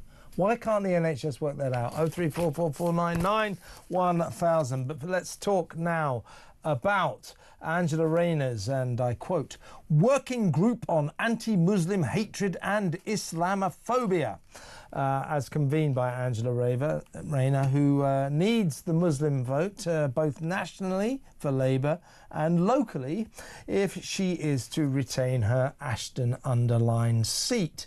This working group is chaired by horror of horrors, Remainiac fanatic, former Tory Attorney General Dominic Grieve, KC. The group is marked by secrecy and ideological rigidity, say critics. Let's talk to social and political commentator Rakib Ahsan. Hi, Rakib. Evening, Kevin. How are you? I'm good, thanks. Now, this working group on anti-Muslim hatred and Islamophobia is working to come up with a definition of Islamophobia, which will essentially make it a crime, a hate crime, to criticise Islam or indeed Muslims. Therefore, it's alone among religions in this country. If the terms of this group come into play, Islam alone among the religions of this country will be spared criticism. We won't be able to laugh at them. We won't be able to criticise them. We won't be able to make jokes about them. Anything else. Now, that strikes me as wrong, and Lord Warmy, former anti-extremism czar for the government, he says that should Angela get her Islamophobia definition through, it will have a chilling effect on freedom of speech in Britain. What do you think? Well, I think that, firstly, Kevin, we have to make the point that Labour is very insecure at the moment in terms of its relationship with British Muslim voters. In the last general election, British Muslim support for the Labour Party plummeted. Now, a lot of that will be to do with Sir Keir Starmer's positioning on the conflict in the Middle East between Israel and Palestine. But there's a variety of factors at play. I think Labour increasingly is the party of radical cultural liberalism, which is very much at odds with Islamic social conservatism. But I think that in terms of looking at this working group, which will be working towards creating a new definition of Islamophobia for the government, I think this is a case where the Labour Party is looking to heal its relationship with British Muslims through the lens of grievance. And I think that that's something that I'm wholly against. I think that if this definition risks potentially ultimately treating British Muslims as the beneficiaries of preferential treatment, and I think that's something that would be quite damaging for social cohesion and ultimately freedom of expression. Well, they say that this is on the back of the fact there's been an increasing number of hate crimes against members of the Muslim community, both violent and verbal. That's fair enough, but we know, for example, also there's been an astronomical rise in incidents of anti-Semitism. So why isn't there a working group on anti-Jew hatred? It's because Labour aren't particularly interested in the Jewish vote. In fact, no one is, because it's quite a small vote. There's only about 300,000 Jews in this country. So it's special treatment for Islam. The reason being, obviously, as I was saying, it's mathematical. Labour cravenly pursues the Muslim votes, about 1.7 million votes in it for them. They need that at the next election. Angela Rayner, who's the MP for Ashton-under-Lyne up near Manchester, her majority is massively Muslim. If she loses Muslim support, she loses her seat. So I somewhat question the integrity of this mission. I think it's just about vote counting on the part of Labour. Well, first of all, I'll make the point, we have the IHRA definition of anti-Semitism. Now, that's not integrated into UK law, but it has been adopted by a variety of institutions. The reality is, though, is that I have issues with that definition. I certainly had issues with the definition which is produced by the APPG British Muslims, their working definition of Islamophobia. And I think that both definitions, in my view, risk providing cover for foreign regimes, and also that they do undermine what I'd consider to be academic freedom and freedom of expression in our liberal democracy. Now, if the Labour Party thinks that by producing a new definition of Islamophobia is going to heal its relationship with many British Muslim voters who are disillusioned with the party, then they have another thing coming. I don't think that is going to make much difference at all. And I think that if they see this as a way of shoring up its British Muslim support, I think that truthfully, I think that more and more British Muslims are looking towards pro-Gaza independent candidates. I think that's certainly the trend at the local level. We have the Independent Alliance, which consists of 5 MPs in the House of Commons. So I just feel, Kevin, I'm very sceptical of the idea that you'll produce this new definition of Islamophobia, once again looking at British Muslims as victims, and then British Muslims will flock back to the Labour Party. I just don't see it. Yeah, and we don't need this definition, do we? We have thoroughly adequate laws that cover racism or prejudice on the basis of religion. As I say, if you're going to do this, the working group on anti-Muslim hatred and Islamophobia, why isn't there a working group on anti-Semitism or on anti-Sikhism, anti-Hinduism? Yeah, what, you know, why just on Islam? Well, I think that's the problem. And the last thing I want to see in our democracy is some kind of grievance Olympics, where you have interest groups representing different faiths saying, what about our definition? I think for me, it's a fundamental waste of time. I've often made the point that in the UK, we have some of the strongest anti-discrimination protections on the grounds of race, ethnicity and religion. And by the way, we're a country of considerable religious freedoms. We have a rich tradition of that. So I've always questioned that these definitions, whether they're to do with anti-Semitism or Islamophobia, I question their usefulness in a country which, to be honest, has a very strong record when it comes to racial and religious equality. That's my point. I don't think we need this definition. We didn't need the former one, and we certainly don't need a new one. We've got this covered, but this is all part and parcel of a very worrying syndrome, which is Labour. Their big obsession is to retain or regain, is probably more than the support of our Muslim community, of the Islamic community here, because they think they need the numerical votes. Now, it's arguable that this obsession is clearly affecting domestic policy. I think it informs our international policy, our foreign policy as well. I think that's why Keir Starmer is loath to shall we say, come out and support Donald Trump when he joins up with Israel and they bomb Iran. That's why he's reticent about supporting Israel fervently in terms of Gaza and so on and so forth. That everything Keir Starmer and the Labour government do, both domestically and on the foreign front, is informed by their obsession with retaining the Muslim vote. This is not healthy. Well, I'm not entirely sure about that, Kevin. If you remember, after the October 7th terrorist attacks, which are led by Hamas, it seemed like Sir Keir Starmer said in an LBC interview that Israel had the right to. Yeah, but he's been railing back. I agree with that. So there's like amounted to collective punishment. I think the point here is that the Labour Party, like many other political institutions, is interested in self-preservation. I think that's the key here. But I do question the idea that the Labour Party takes a variety of domestic and foreign policy decisions on the basis of British Muslim preferences. I think, to be honest, if you look at Israel-Gaza, I don't think that's necessarily the case. And actually, if you look at the last general election, Kevin, the British Muslim support for the Labour Party dropped significantly. But Labour won a very handsome parliamentary majority. I think the issue that I have, and I think you share this grievance with me, if we want to use that term, is that Labour tends to interact with minorities through the lens of discrimination.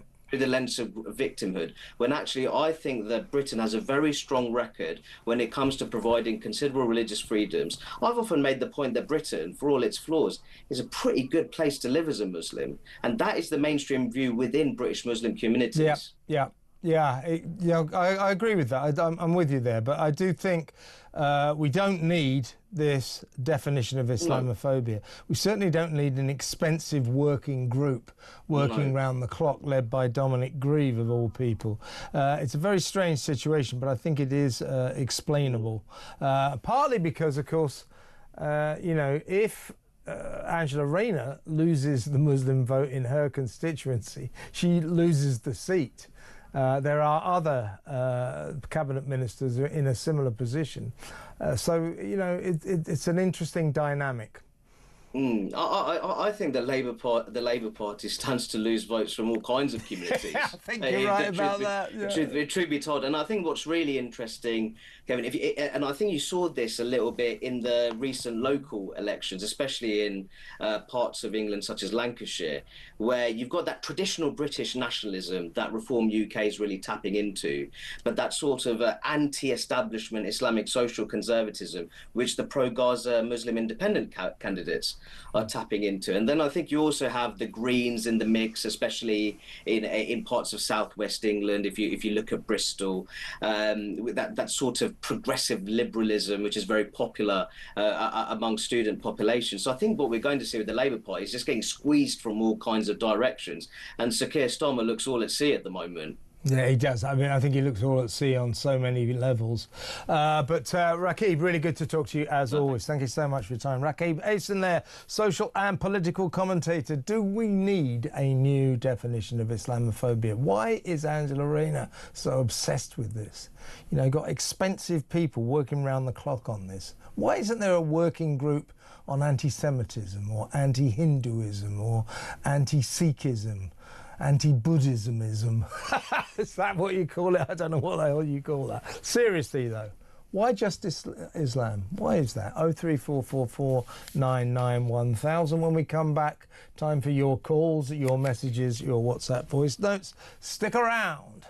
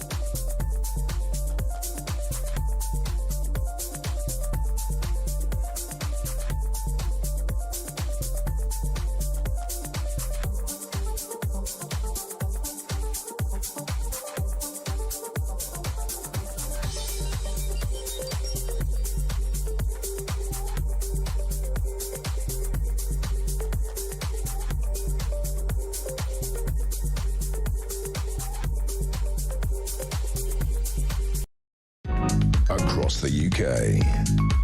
On DAB+, on your smart speaker, on your smart TV, and on your side. This is Talk. Welcome back. Lots of notes on the Islamophobia issue. This is Steve. This Islamophobia row, why is it that the indigenous Brits have to respect every religion or culture that rocks up on our shores, yet they show little or no respect for ours? Why can't the government just tell them, this is what we are and this is how we live? If you don't like it, please go elsewhere. I think a lot of people will agree with that. It's, look, I think you should show all these religions, all religions respect, but not at the expense of our own culture. I totally agree with Steve there. Let me know what you think. Paul writes, no-brainer Rainer has totally lost the plot. What about the indigenous people of the United Kingdom of Great Britain? That's Barney in Cornwall. A lot of people quite worked up about this. Why? Why a definition of Islamophobia? We don't need one, do we? We've got plenty of laws against discrimination or racial hatred, or we don't need another one. 03444991000. Let's go to the phones. New caller. Love a new caller. This is Kevin in Leicestershire. Hi, Kev. What would you like to say? Kev? Hiya, Kevin. You okay? Yeah, I'm good, mate. Yeah. What would you like to say? Yeah, you got me. Hello? Yeah, you're on. You're on. God, where do I start with? I know. First thing I'll say, I'm going to keep my point really simple. The Conservative Party failed because they never sorted immigration out. Correct. The Labour Party will fail because they never... For the same reason, right? For the same reason. The reason I'm saying this, it ties into... Yeah, go on. Well, you see, they're talking about welfare reforms right now. Welfare reforms, the public don't care really about that. We're talking. Well, they don't, Kevin. When we haven't got any welfare reforms. We haven't got any welfare reforms. So they. Well, exactly. Yeah. Well, exactly. It's just watered down, isn't it? Yeah, watered down to nothing. Yeah, but nothing. Honestly, the immigration, the amount that. It is watered down to nothing. Yeah, it is, literally. Let's say another party get it. Lib Dems, Reform. If they don't do what the Conservatives didn't do and what Labour didn't do, you can't keep having, what did you say about 10 minutes ago? 889 the other day? 879, I think, yesterday. And ridiculous. And a quick final point to what you just said. The previous callers nailed it. Steve, he's a legend. He's spot on. This is Rainer no-brainer. Honestly, it's scary because that means that us British people cannot say anything. And I'm not saying we're going to say anything derogatory, but they could still be allowed to do it to us. That is going to really upset the British people. I totally agree. And Kevin, your original point is really, really good. It is this, that the Labour Party, the incoming government, they looked at the Tories and they thought, you have made 14 years of complete mistakes on the migrant crisis front. You've done everything wrong. They came in and did exactly the same. So they didn't learn anything from the Tories' mistakes. They are now making the same mistakes. And you are right. Just as the migrant crisis sank the Tories, it'll sink Labour as well. Kevin, good first call. Don't make it your last call. Call me again. Kevin in Leicestershire there. Let's talk to Peter in Croydon. Hi, Peter. Hello, good evening, Kevin. About Islamophobia. I mean, this is getting so tired now. It's not a thing in my eyes. Well, it is, according to Angela Rayner. Well, yeah, I basically told her. I said, look, what are you playing at? If you want to call it something, call it extrema. This is what it's called, the Working Group on Anti-Muslim Hatred and Islamophobia. I know. It's like, I mean, fair enough. You've got anti-Islam laws alongside anti-Semitism. That's obviously, if there's a decent Muslim, and you're basically you're racist. Fair enough, yeah. But when it's someone trying to kill us, if you criticise them, then how can that be a crime? Well, I mean, the point is what Angela's working group is working towards, if I can put it that way, is a kind of definition of Islamophobia that will make it very difficult for people like you and I to criticise Islam, to make jokes about it, to take the mickey out of it, like we do every other religion. And that's called freedom of speech. A lot of Muslims find it difficult, the whole concept of laughing at their religion. I reserve the right to laugh at their religion the same way as I laugh at the Church of England, the Roman Catholics, Hindus, Sikhs. I reserve the right to laugh and make jokes about every religion and indeed to criticise them. The problem with Angela's group, Peter, is it's going to outlaw that. It will take away our right to criticise Islam, and that is not good. That is not healthy. You're totally right. We've got to try and stop this, but who knows what will happen with this Labour government. Peter, good to talk to you. Peter in Croydon there. Listen, we're going to go to break now, and when we come back, we're going to talk about increasing moves by a growing number of MPs to force the government to introduce Ukraine-style visas for people living in Palestine, Gazans, people caught up in the Gazan conflict. So we automatically offer homes and refuge to the people of Ukraine because through no fault of their own they're caught up in that terrible war. So we offer them a refuge here in Britain. We offer them places to stay. We're very kind to them. An increasing, growing number of MPs are saying to Keir Starmer, you've got to do the same for the people of Gaza, for Palestinians. Do you think that's a good idea or a bad idea? What I'm talking about is, do you think it's a good idea that we have thousands and thousands and thousands of Palestinians, Gazans turning up here to live with every right to do so? Is that a good idea? Or do you think that's a bad idea? We'll talk about that next, but let me know what you think. 0344 499 1000. That next, stay tuned.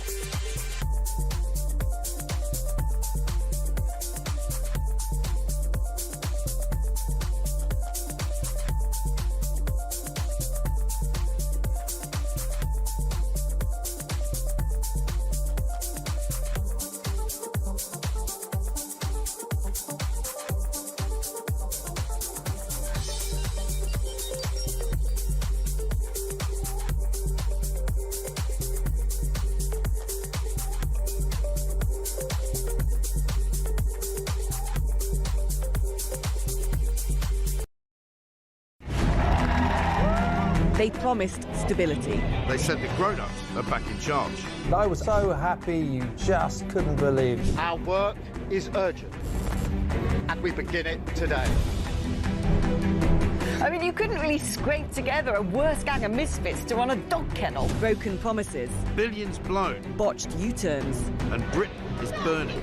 One of the most immeasurably eventful. 1 year in power. And Britain in freefall. It's just been a disaster. 1 year of chaos. Friday, 4th of July. 9 p.m.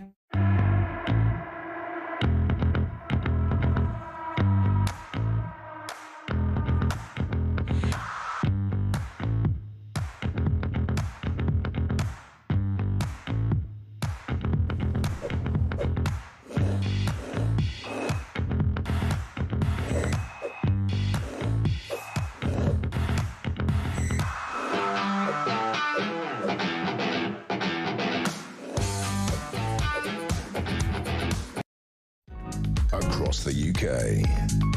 On DAB+, on your smart speaker, on your smart TV, and on your side. This is Talk. Welcome back. After the 9 o'clock news, I'm going across to California, to LA, to talk to Kinsey Schofield about the latest goings-on, the latest happenings on Planet Meg, and it's been a very eventful week, so looking forward to that. Chateau Meg is available today, her rosé wine. Can't wait. It's only $28. That's a real bargain, isn't it? About 25. It's just ridiculous. Who's going to spend that? We'll talk about that after the 9 o'clock news. But first, let's talk about something that I think many people might find quite disturbing. A growing number of MPs, funnily enough, many Labour MPs, but parties of all colours, all sides of the House, are calling on Sir Keir Starmer to urgently establish Ukraine-style visas to allow Gazans, Palestinians, with family in the UK to come to Britain. So basically, this may allow thousands of Palestinians to come here, take refuge, and we have to offer them a home. Is this a good idea? Let's talk to the director of the Centre for Migration and Economic Prosperity, Stephen Wolfe. I find this idea kind of worrying, Stephen. What about you? It is a little bit worrying. I've got Chateau Aldi at $3.99. Much better. It's a better deal. Better deal. Yeah, it's a much better deal. I've just got a long, hot trainy day in London, just releasing the latest 6 monthly figures on the Channel boats and the latest data, and I'll give you some breaking news on that if you like. Yeah, sure. But the point on that is that there is already something in the region of about 10,000 Palestinians that have claimed since the year 2000 asylum in this country. It's not that they don't come here. They also go a lot to Germany and a lot to Italy as well. So we have Palestinians that come here. The second point, Kevin, is the UN Refugee Convention is about those fleeing torture. And we've seen, and peril. We've seen the bombs dropping on lots of places. They got nowhere to live. They got food. So this would be a perfect scenario for them to fit in. However, for the very fact that we've got the city the size of Oxford that have arrived on the boat since 2018, that's a sum of 173,000 people, Kevin, now have arrived since 2018.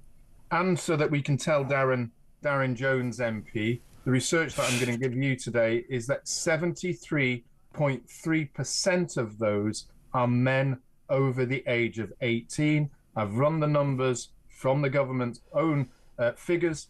That's up to there. 73% of those are male, 115,000.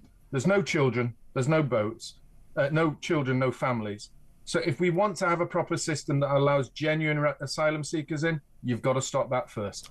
Absolutely right. And what worries me about this, as you're implying, first of all, we have this ongoing invasion, incredibly, something like 1,500 more migrants have come across the channel in the last 2 days. So that invasion continues apace. We've got the Ukrainian people who we quite rightly allow to stay here. We've got legal migration. We're letting in, getting on for 1 million people legally, 1 million foreigners every year. So we have this ongoing kind of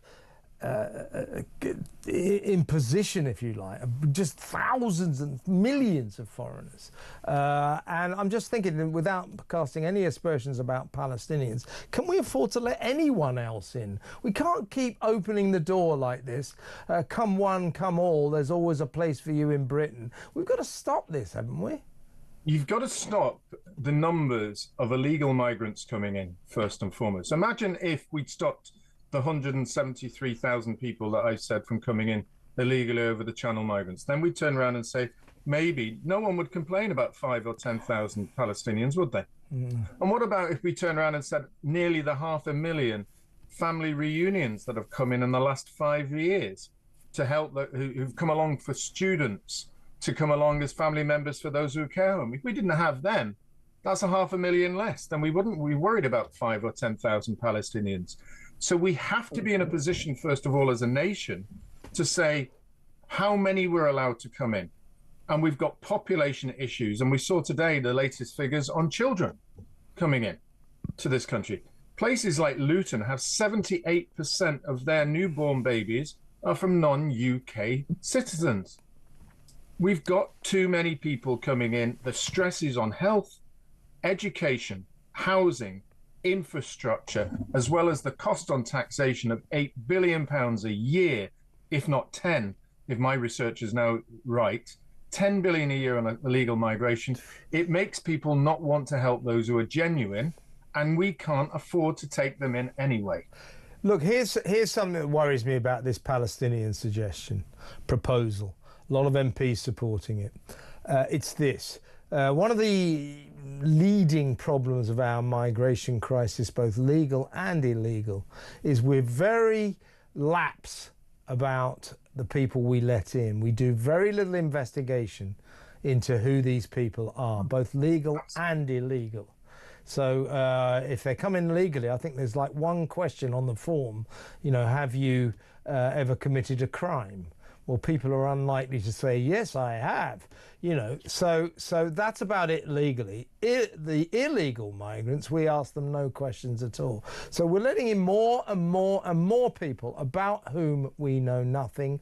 Crimes are being committed that are getting more and more worrying. And the people from Palestine, those escaping war and torture, yeah, I guess we should be kind to them. But what worries me about people from Palestine is they live in a country that's run by Hamas. And we know that a lot of people in Gaza actually support Hamas. So if we start letting in people from Palestine willy-nilly, without asking questions, what kind of people could they be? It's potentially dangerous, Stephen. Of course, and that's one of the things we've noticed. The figures even over the last month or so, where we're finally beginning to understand the impact on the rapes of white working class women in this country and girls in this country, was conducted by predominantly men of a Pakistani basis, and their percentage of the people doing that is much bigger than those who are whites committing similar offences. We've also seen figures that have shown that we've now got huge numbers of Albanians in prison for committing crimes. There are also figures that showing in terms of sexual offences and general criminality as a whole, the numbers of non-UK citizens are rising. And of course, at the other extreme, we've had the terrorist attacks, both on MPs and children, such as in the Manchester bombings. So we have to be incredibly careful and certain about who's coming in. But our checks just do not come up to any form of proper checking these individuals. We just don't do it, do we? No, we don't. And as I say, Gaza is a very volatile area. And the people of Palestine, many of them support their Hamas government. In other words, many of them support an illegal terrorist group. And you just know, if we start letting in thousands of Palestinians, we won't ask the right questions. There won't be any security. God knows who the hell we're going to let in. I think we have to be very careful about this proposal and all these be kind Guardian reading MPs who want to let them all in. We've got to be careful. This is, I would suggest, an issue of national security. Yeah, I think that is an important point. National security is very, very crucial to assess on this. And when you get to the be kind, migrants welcome people, what I would say to them is, by all means, if you put your hand up first and you house them. You house them. Because after all, there are those people who do house Afghans, there are those people who do house the Ukrainians. Do it yourself and take it off the pressure of the state that is already under real economic difficulties at the moment. And so if you want to do that, you should be put your hands up first, and so should all of them, those MPs. After all, they can afford to have two houses, so why not share one with those people that they suggest? Yeah, that would be nice, wouldn't it? In our dream world. Listen, so just your thoughts just before you go, Stephen. It's been a bad couple of days. No doubt will get worse tomorrow. Haven't got today's figures yet. 585 crossed the channel illegally on Sunday, and I believe it was 879 yesterday. Massive amount yesterday. No doubt more because of the weather today. This is out of control, and we have a government. And we have a government. The worse this gets, the more clueless our government seem to be. So when they last week said, how about this one, an exchange scheme? We swap migrants. We'll give you our illegal migrants and you give us your legal migrants. It's a useless scheme.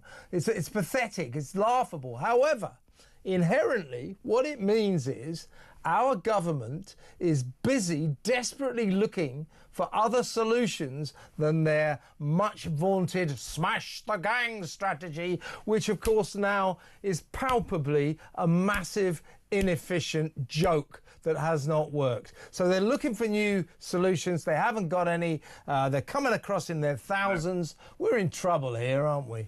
Oh, we are. I just put them up. I've just pulled up the screen of the figures that I released today for you. Yeah. For you, Kevin. 19,822 have come this year so far across on the boats. That is up by 13,000 compared to last year. That's 50%. And if our estimates are right, we're now around 54,000 that will arrive at the end of this year. That will be the biggest year ever, and that will definitely put in the region of around 3 billion to the cost of the taxpayer at the end of the year. We just keep saying it. This is no longer cost effective. We cannot afford this any longer. It's bringing no benefit. GDP isn't rising, growth is not rising, GDP per capita is falling. People are seeing it in the cost of everything around us. It's about population.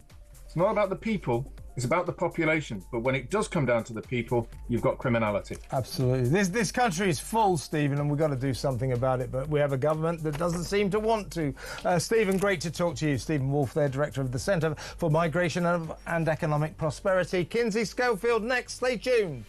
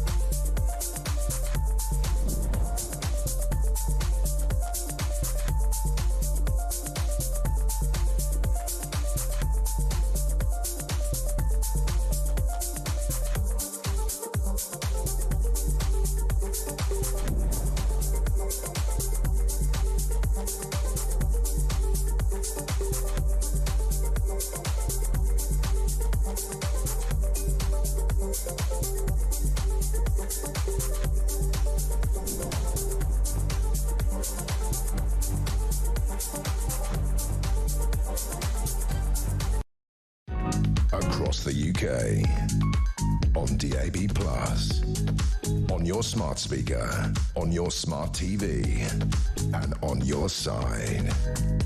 This is Talk.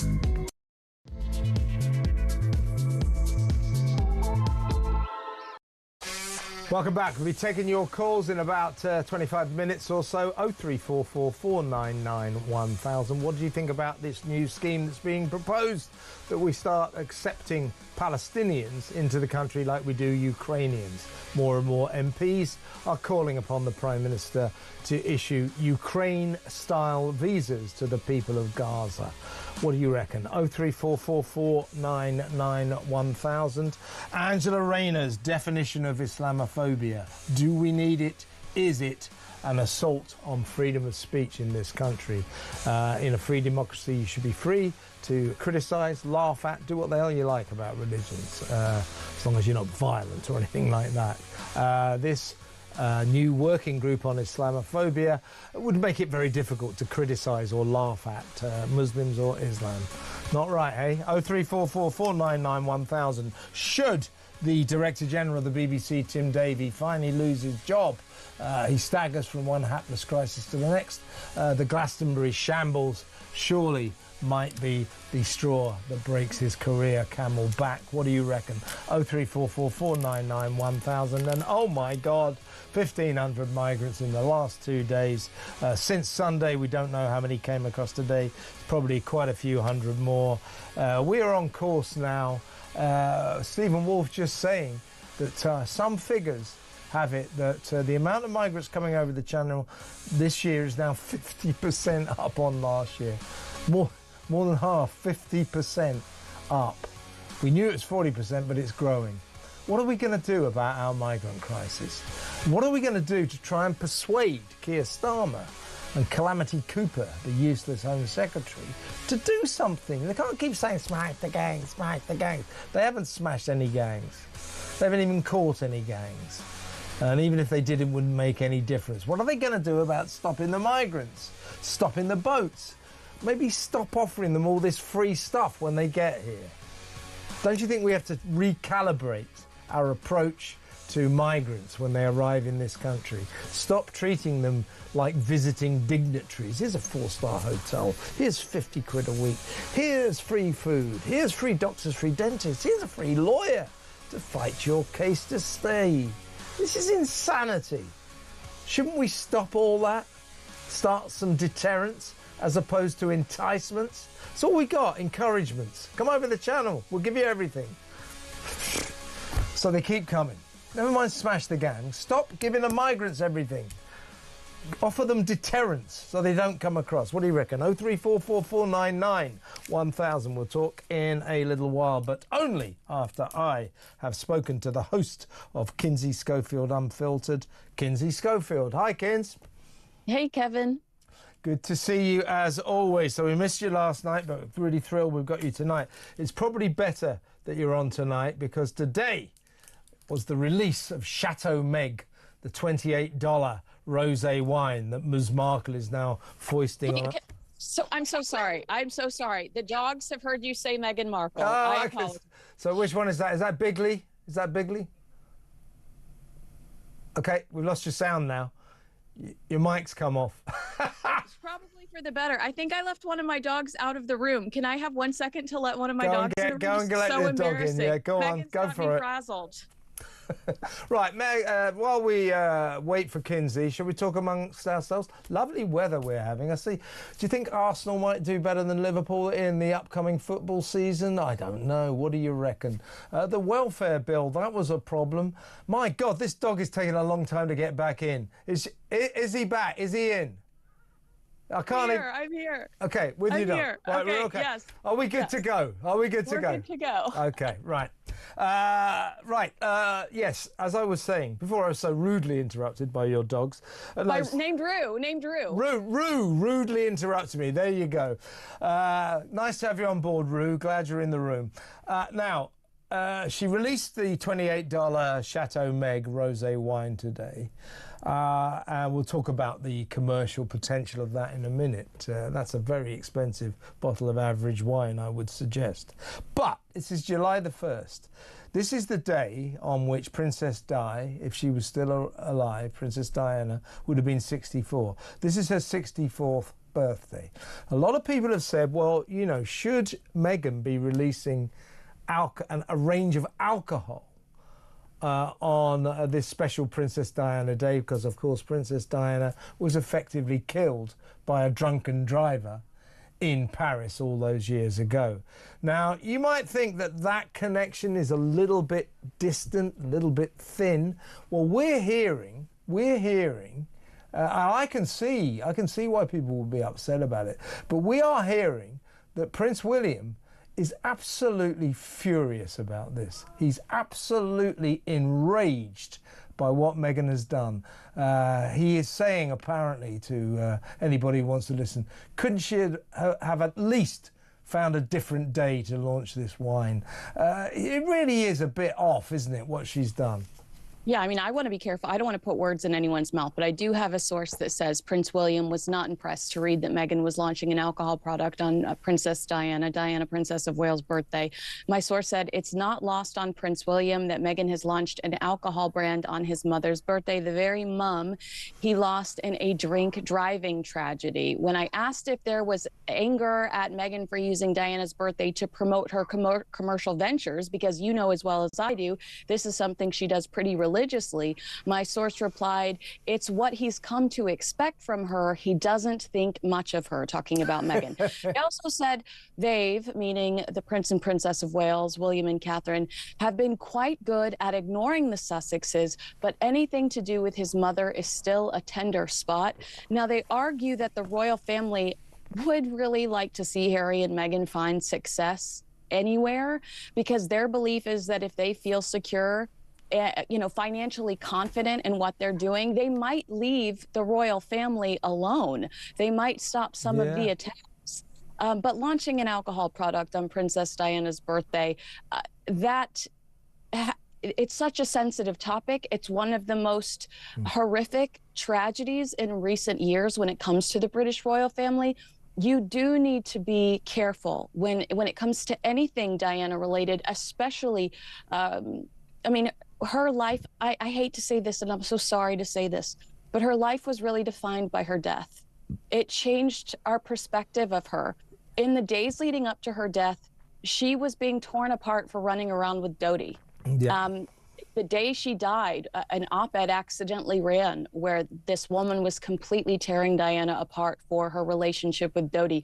And now that we see what's gone on with his father, Mohammed Al-Fayed, perhaps a lot of that judgment was right. Like, Carrie can say it was racism all day long, but we're finding out that women, over 20 women have accused Mohammed Al-Fayed of sexual assault or rape. So yes, people were right to say, what is Princess Diana doing with Mohammed and Dodi Al-Fayed? I love her, but unfortunately, she has been defined by her death. It made her a martyr in some aspects. You have to be especially careful around taking on this woman's legacy, which is what we've seen Meghan do so intentionally. There's no excuse for this. I totally agree with you. And William, a far more, shall we say, intelligent, realistic man, he accepts the truth. The truth is, tragically, awfully, Meghan's death was caused by a man who was absolutely drunk out of his head behind the wheel of a car doing 120 miles an hour in a tunnel. William knows that's the cause of the death. Harry, meanwhile, who insists on his truth prevailing over the actual truth, he is still insistent that his mother's death was caused by the paparazzi chasing that car through the tunnel. That is not true. It is simply not true. And what William knows is, sadly, his mother was the victim of a drunken driver. And so therefore, Meghan launching a range of alcohol on this special day that would have been the 64th birthday of Princess Diana for William, that is outrageous and that is wrong. And I would say, for God's sake, Meghan, couldn't you have just done it tomorrow or yesterday? Couldn't you just choose a different day? But she didn't want to, because she wants to be associated with Diana without thinking about the bad. And like you said, they don't really think about the fact that this driver was, I believe it was 3 times over the legal limit. Their focus is on the nasty paparazzi. Meanwhile, Meghan's taking shots left and right inside the house. It's coming from inside the house, Prince Harry. Meghan has become the paparazzi. Meghan used to call up photographers and ask them to snap her after as she walked out of the yoga studio in Toronto. So I understand why there is some hurt there, but I have to say, what must Prince Harry be going through? Because we know if his mindset is yes, it's just the bad photographers, perhaps he's not having the same uncomfortable feelings today. But surely the man is sad about his mother on her birthday while Meghan is taking a victory lap around the Montecito kitchen because she's sold out of her rosé, where she insisted you buy between 3 and 9 bottles at a time. Did she? I didn't know that. Yes, you couldn't buy just 1 bottle. You had to buy between 3 and 9 bottles at a time. $28, right? $28, am I right? And then it was $20 at least for shipping. So if you did, and I'm not sure if you did the discount, she gave a little discount if you wanted to go on a 3-day bender with 9 bottles, you got a little perk. But I wonder if the perk actually counted, considering the fact that the weight of 9 bottles of wine has got to be expensive to ship. It's like I keep saying, Kinsey, a bottle of rosé, I like a bottle of rosé myself.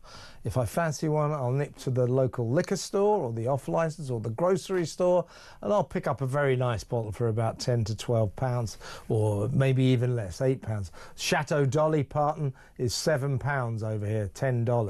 $28 plus $20 packaging and shipping. So that's $48.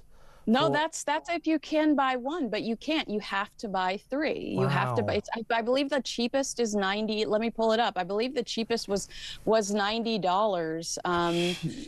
Is she kidding? Is she kidding? I mean, come on. Let me. I've got this interesting list actually. Yeah. These are the states right now. We know from experience here on this program, the Political Asylum, that you can't buy as ever products outside of America. So when we bought our little supplies, the cookie mix and the jam and the sprinkled flowers, we had to do it through a friend of mine in LA who took delivery, and then she shipped it on to here. But you couldn't get it direct for Britain, so you can't buy it outside of America. Also, shipping, I can reveal, inside of America is not available to Alabama, Alaska, Delaware, Mississippi, Rhode Island, or Utah. And in Hawaii, shipping is only available in the counties of Hawaii and Kauai. So international shipping is currently unavailable. So you've got all those states you can't buy it at all. You can't buy it outside of America. As you just said, the cheapest amount of wine you can buy is going to set you back over $90. Once again, I've got to ask you, Kinsey, where is the business model here that is going to succeed? I don't see it. Do you? Well, what I thought was really interesting was some of the speculation on whether or not this was going to sell out yet again. Did you see earlier today the story about how her apricot spread, there was not enough stock for what she sold? This is the second time around. So she had to send apology emails out, and she had to say, I expect to send you a refund before the end of the week, and also inevitably I'm going to send you some free apricot fruit spread. This is the second go-round where she's overpromised and under-delivered. There are people out there that are coining this a success, but there is a difference between exclusivity and a logistical failure, okay? Yeah. So this is a logistical failure. This is an operational failure, especially knowing that this wine distributor also works with Barry Manilow. And they also work apparently with a lot of professional sports teams here in the States. This is not their first rodeo. They're likely going to have a little insight into how much stock they need to have prepared for the Duchess of Sussex, which is what she calls herself. Same story every time. What other businesses do you hear of that constantly say, we've sold out, got nothing left, we've sold out, we've got nothing left? No other business does this. So she's sort of trying to say it's so popular, I'm selling out. Well, what it actually means is if you really are selling that much, Meghan, you haven't got enough stock, and that's inefficient. That's not a business plan. That's stupid. Let's quickly talk. Yeah, it undermines customer confidence. And really quickly, Eric Schaefer, who's a reputation and crisis strategist for celebrities, he told The Express, and I thought this was hilarious, Meghan Markle risks being named Duchess of Fake Stock if her wine ends up selling quickly. That's what it is. Consumers are going to think that this is all a smoke show. Yeah. And they're just going to be like, well, I'm not even going to try anymore because there's never enough. It's just not worth the effort. Yeah, no, exactly. And she's just not popular enough for people to go to the effort of getting a jar of jam for $10 or £6.50, whatever the hell it is, just because it's got Meghan on the outside. I happen to have one in my refrigerator. It's quite the showpiece with my friends. I always give them, would you like to try some Meg jam? And they all try it and they all go, yeah, it's all right. That's about it. But listen, let's quickly talk, because I want to go on and talk about the Queen and what she thought about Meghan in just a second. But very quickly, very much in the news now is the veracity of these products. So her jam, her cookie mix, her wine, all sold on the back of, you know, organic, homemade, craft produce. Well, if she's going to be making it on a sort of large enough scale, which she maintains she is, she has to contract it out, which is what she's done. And we are now learning that her allegedly homemade produce is being produced in factories all over America. And that the fact that you're going to spend $14 on a jar of jam without the packaging, to be fair, that is marking up. She is hiking up prices to a ludicrous extent. Her tea bags, herbal tea bags, are $12. If you go to the people that make them, they're $3. And so on and so forth. She is so she's got this new nickname, Meghan Markup. So she's hiking prices to a kind of rip-off extent. Again, people aren't going to buy into this, are they? You know, there are reports that she's currently in the process of changing the white label supplier that makes her loose fruit spread and flour sprinkles and tea. So this has become an open secret that I'm sure she hates, because obviously she was trying to convince us that these are the types of things she's making in her own kitchen by delivering pots of jam to Kris Jenner, Chrissy Teigen, telling the Drew Barrymore show her and her children handmade the cookies that they were eating that day. So yeah, I mean, obviously it's become a problem. The quality control and the inability to produce enough, allegedly, the inability to produce enough product. Could this just be Meghan using this opportunity to point the blame at somebody else by whispering to the Daily Beast, we're looking for a new company? Absolutely. But I am glad that it's come out that this is just made in a random factory. And I don't think that it touches a human hand at all. I think that the process was goop, goop, goop, package, box, and it really lacks any sort of human interaction, the product themselves. Exactly right. So you're going to be spending $14 for a jar of jam that's made in Illinois or something in a factory. It's just ridiculous.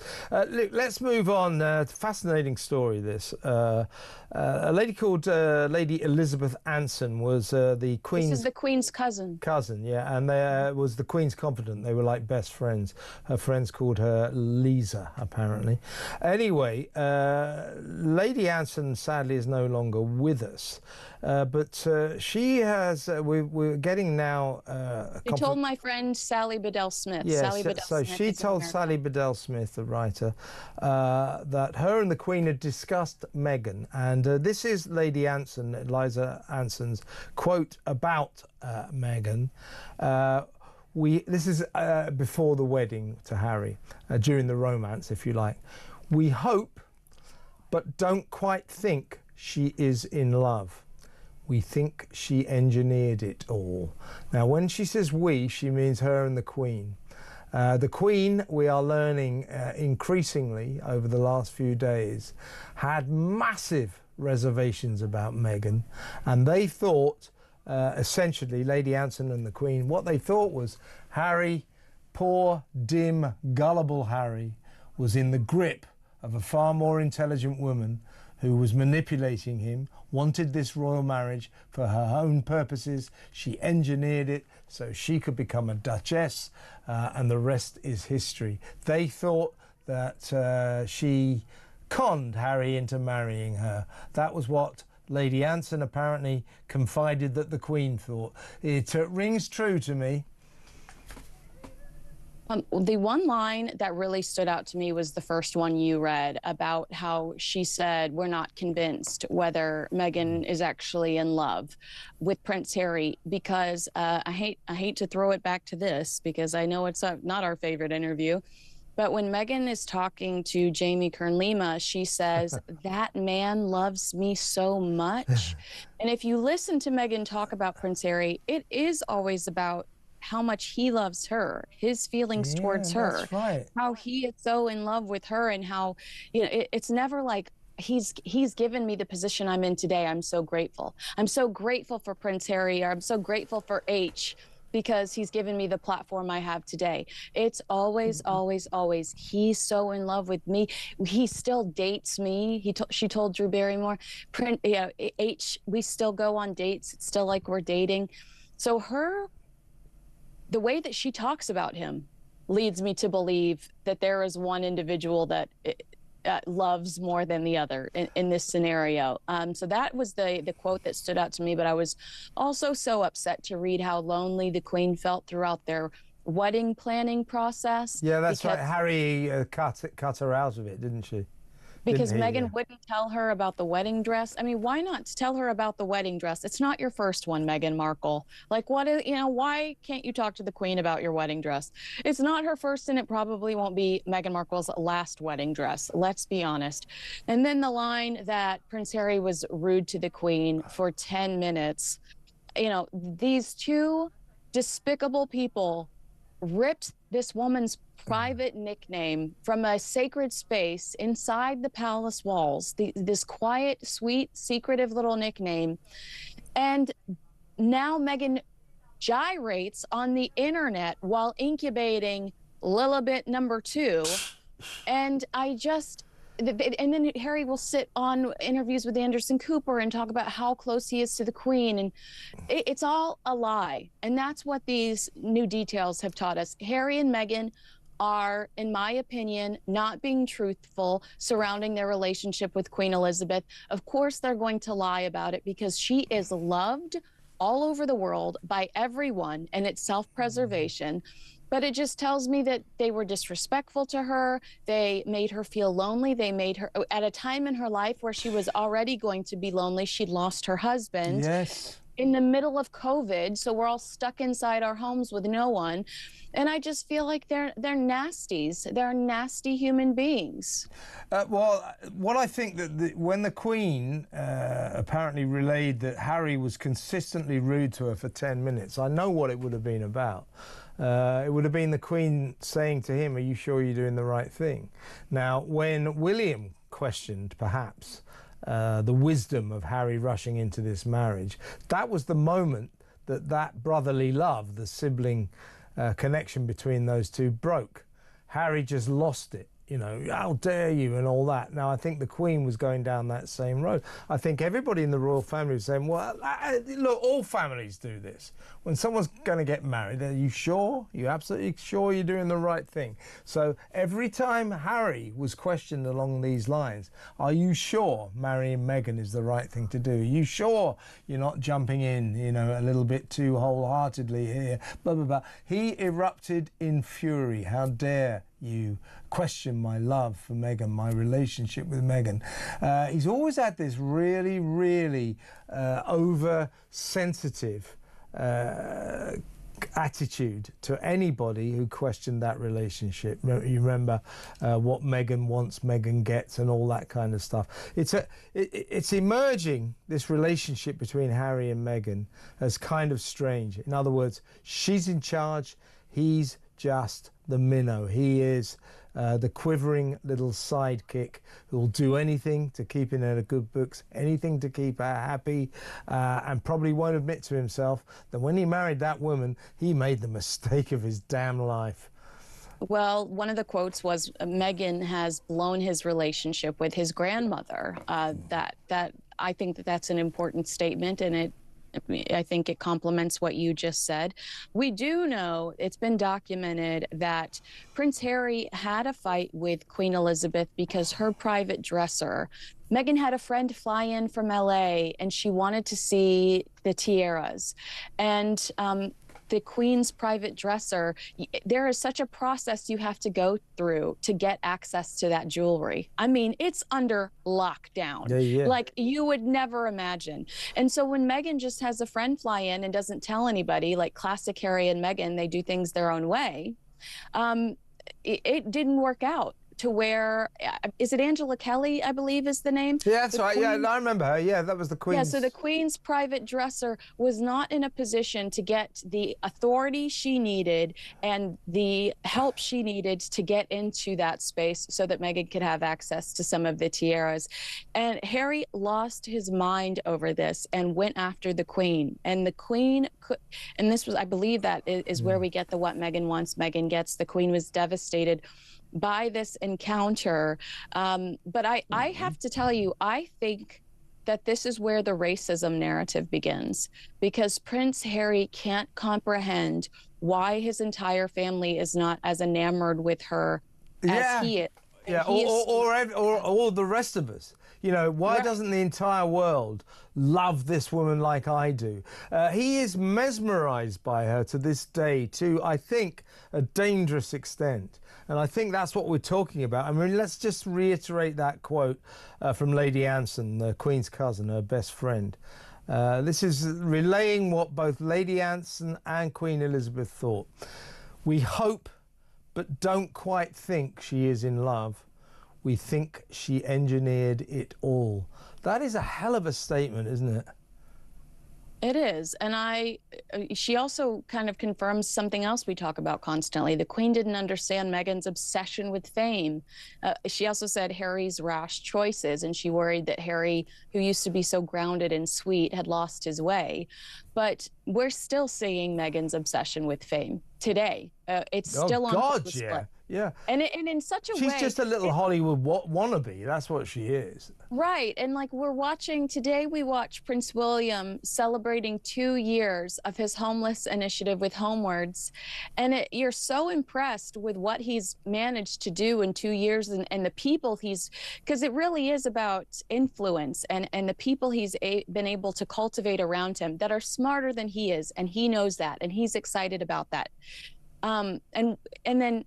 On the flip side, there's Meghan hawking booze over in the States. On Diana's 64th birthday. One last question, Kinsey.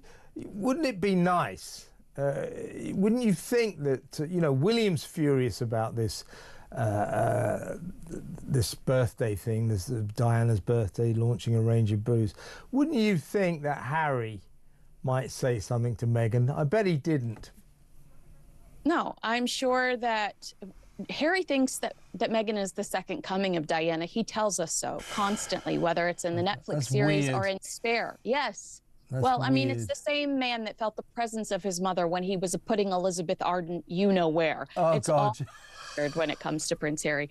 But I think that he loves it. I also think that they do this stuff on purpose sometimes to hurt William and Catherine. Yeah, I think you're right about that, which is even worse. It's a real shame. Kinsey, fantastic to talk to you. We'll speak to you in a couple of days on Thursday. I was about to wish you a good weekend, but I'm not going to do that until Thursday. We'll talk then. Okay, thank you. Fabulous to talk to you. Thank you so much. That's Kinsey Schofield, host of Kinsey Schofield Unfiltered. Now, let's go to break. When we come back, your calls, your WhatsApp voice notes and your messages. Lots still to come. Stick around.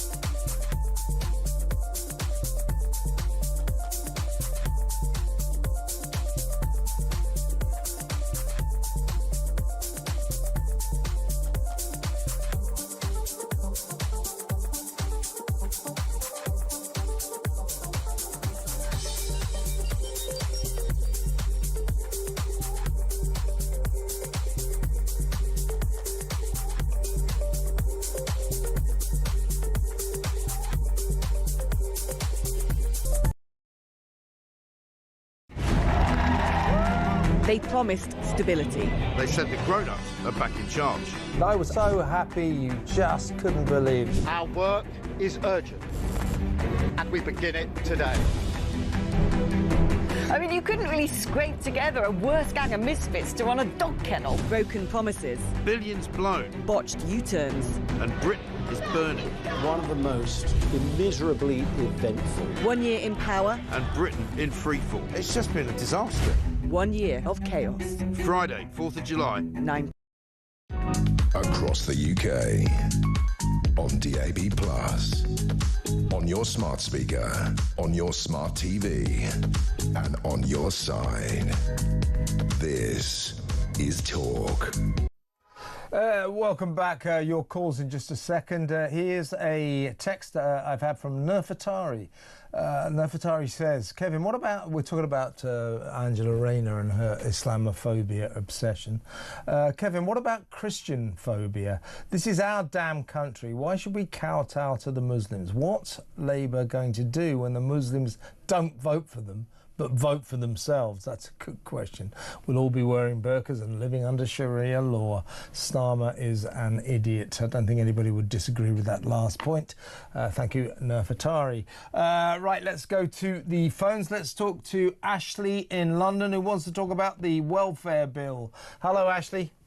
Hi, Kevin. Evening. I just had a couple of points, really. I just want to, when they talked about this, they then, into the summer spending statement, they were talking about how much money we're then going to be spending on other things, which part of that was the reduction in cost of the legislation that's been in effect hasn't happened today, really. Yeah, nothing's happened today. Yeah, it's ridiculous. Yeah.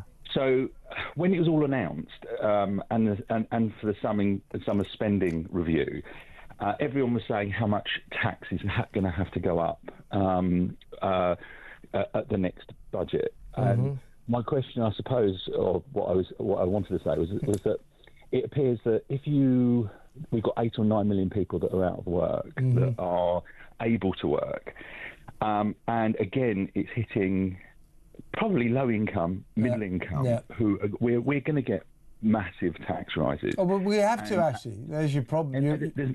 There's no doubt about it, and I just think to myself that it's all well and good, this whitewashing of willy-nilly we want we can't do this to this person, we can't do that to this person, but what they're doing is to the general people that are working every day really hard and trying to pay their bills, and they are the ones that are going to get hit with this, and it's going to come tumbling down because they can't agree on anything. I mean, it's an embarrassment. Well, you've got these 130 rebel MPs, the Labour MPs who rebelled and forced Starmer into capitulation after capitulation, to the point where this welfare bill is now completely and utterly pointless. They're now in charge. I mean, they've got the Prime Minister in their pocket and they know it. Now, in terms of the welfare savings, when Labour came in, they calculated they needed to make sort of upwards of 10, 15 billion, maybe 20 billion pounds worth of savings on our 300 billion pound a year welfare bill, right? Yep. So we needed this. This was to avoid bankruptcy for Britain because we're spending too much. Our addiction to benefits is costing us too much. It cannot go on like this. That's why Labour, who actually love giving out welfare and benefits, even Labour said we've got to do something about this, otherwise we're in the financial doo-doo, as it were. So they said, okay, so Liz Kendall was given this task. So she was told, well, if you come back with 10 billion or 15 billion, no chance whatsoever. So she actually watered it down to 5 billion. That was rock bottom of what we needed to save. So last week, the 5 billion was about to be presented to Parliament. The rebels said, no way, Jose, we're not voting for this. We'll vote you down. So they diluted it. They kept watering it down. So as of this morning, the amount of savings was down to £2 billion, which in terms of an individual, that's like you or me having a quid in our pocket. That's nothing. £2 billion nationally is nothing. That has even been reduced today because the rebels were still saying it's not enough. So it is now reduced to essentially nothing, less than £1 billion. Now, we had to make £15 billion worth of savings, £5 billion absolute minimum, right? So the fact we're down to less than £1 billion, as you quite rightly say, Ashley, means one of two things. We either go bankrupt as a country, or the government, Rachel Reeves, has to find money from elsewhere. And you know where that elsewhere is going to be. That is us. We are going to get taxed. It's going to be more tax hikes as sure as night follows day. What happened today in Parliament proved that Keir Starmer's got no authority. His authority is shot, and that this country is in massive trouble because it is now being run by 130 left-wing backbench MPs and not the Prime Minister. Can I make one more point? Please, please. On something slightly different, another subject you would... Yeah. Hello, I'm losing you now. Ashley, are you there? Oh, Ashley was about to make another point, but we've lost him. It was anyway. He made a very good first point. Perhaps he'll call back later, maybe tomorrow, and we'll get him on about his next point. But that was good stuff from Ashley. Let's go to a break. When we come back, more of your calls.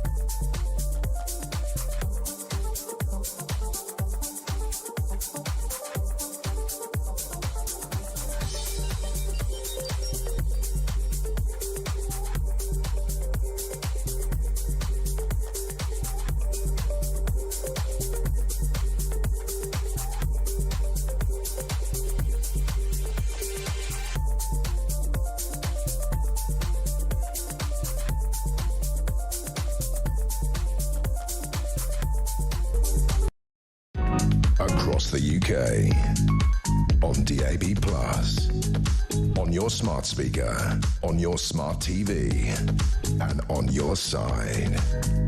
This is Talk. Welcome back. Let's do a quick WhatsApp voice note. This is Robbie on Bob Vylan. Gerry Adams' voice was dubbed out on the BBC. It was some extra where a dodgy Northern Irish accent used to. They wouldn't even play his voice on the television, you know. And now they're almost promoting terrorism with that Bob Vylan or whatever his name is. Another thing as well, like, they banned Frankie Goes to Hollywood's Relax. And, like, at that stage, how many wrong-uns was there moseying around the studios back then, you know? They need to really get their act together, sort themselves out. You're right, it's like two-tier, isn't it? Really different approaches. It wasn't just Gerry Adams, of course, it was anybody who the government deemed to be connected to the IRA. They had this strange system under Maggie Thatcher that they could give interviews, but we couldn't hear their voices. So you had to actors had to sort of dub the interviews with people like Gerry Adams. It's just ridiculous. But Bob Vylan, you know, it seems there's definitely a case that he broke the law. You can't incite racial violence like he did. Death to the IDF. That's definitely anti-Semitic, and it's a call to violence, race hate violence. That arguably is very much against the law, and therefore Bob Villan should get his collar felt. The local police say they will. But let's see. Right, let's go back to the phones. Let's talk to Tony in North Wales. Hello, Tony. Hi, Kevin. Good evening. Thanks so much for taking my call. Pleasure. My comment is about this proposed Ukrainian-style visa system. For the Palestinians, yeah. Yeah, absolutely.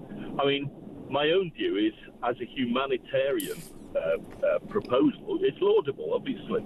Well, it's okay, but we can't go around just offering any country where there's a bit of trouble, offering all the people safe haven here in Britain. We're kind of full, but I take your point anyway. Well, yeah, I mean, we'd sink under the weight if it was exactly. Yeah. But my view in practical terms, and certainly from a security aspect, is it would be an absolute unmitigated disaster. And I believe there is corroborated evidence that after the atrocities where Hamas invaded Israel and took all the hostages, that the IDF informed the Palestinians that they had strategic targets in the north that they intended to attack, and advised Palestinians to move to the south. Yeah.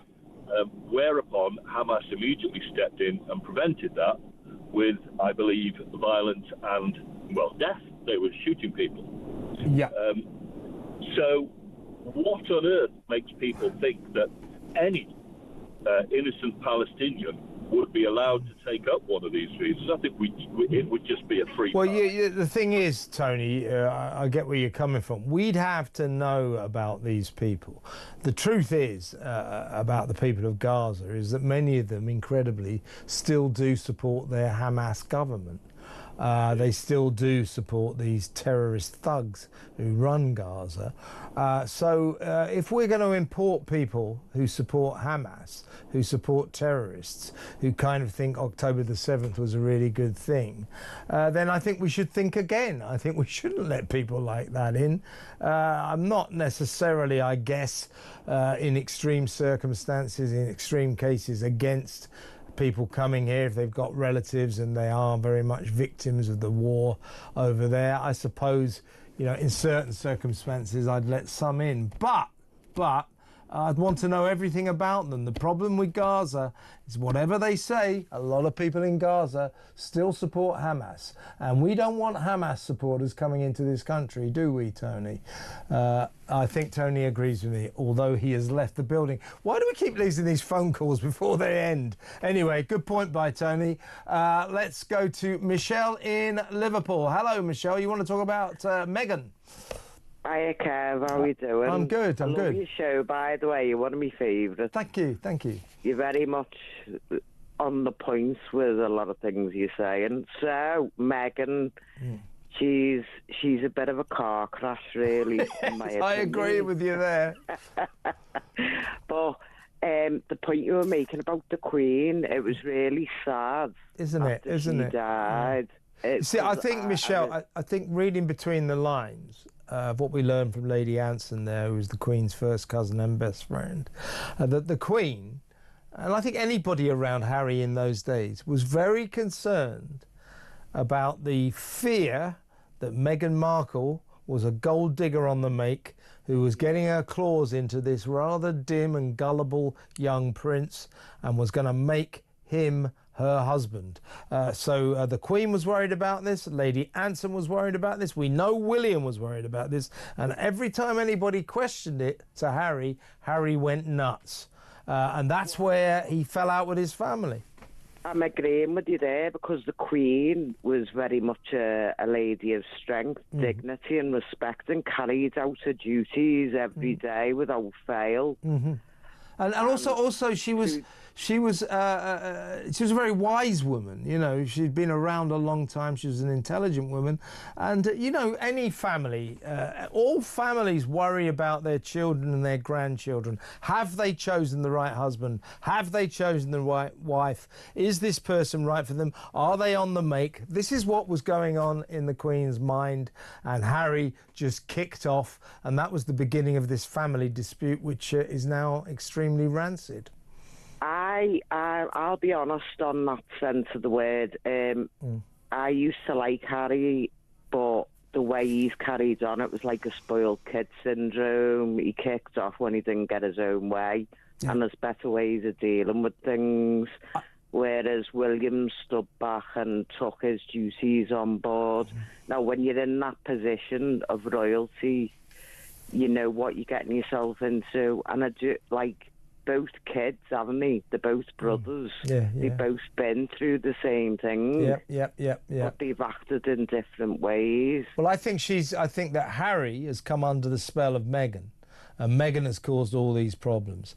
You know, Harry, you know, as everybody knows, he's not the sharpest pin in the pack. But when we knew him, when he was younger, when he was enjoying himself, we loved him. He was a good laugh. He seemed like a good guy, very happy-go-lucky kind of chappy.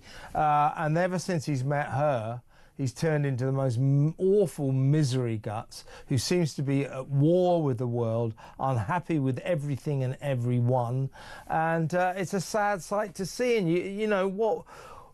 We know what the difference between Harry then and Harry now is. The difference is Meghan Markle. This is all her fault, I think.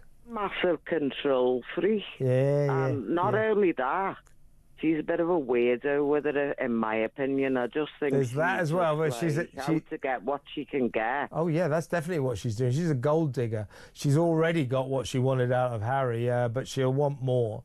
She's got the position to try and turn herself into a businesswoman or God knows what. But I think she's manipulated him. And I think she's ruined him. Michelle, I've got to move on because I've got to go to a commercial break, but really good to talk to you, and please call me again. Michelle in Liverpool there. Let's go to break. More of your calls when we come back.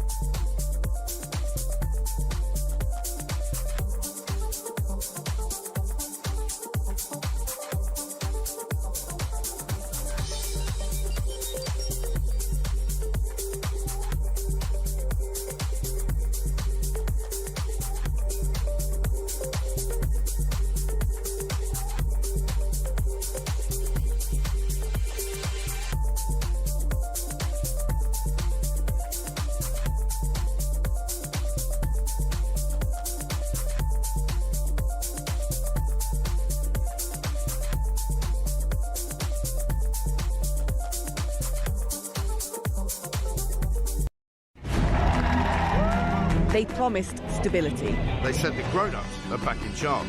I was so happy you just couldn't believe it. Our work is urgent, and we begin it today. I mean, you couldn't really scrape together a worse gang of misfits to run a dog kennel. Broken promises. Billions blown. Botched U-turns. And Britain is burning. One of the most immeasurably eventful. 1 year in power. And Britain in freefall. It's just been a disaster. 1 year of chaos. Friday, 4th of July. 9 p.m. Across the UK. On DAB+. On your smart speaker. On your smart TV.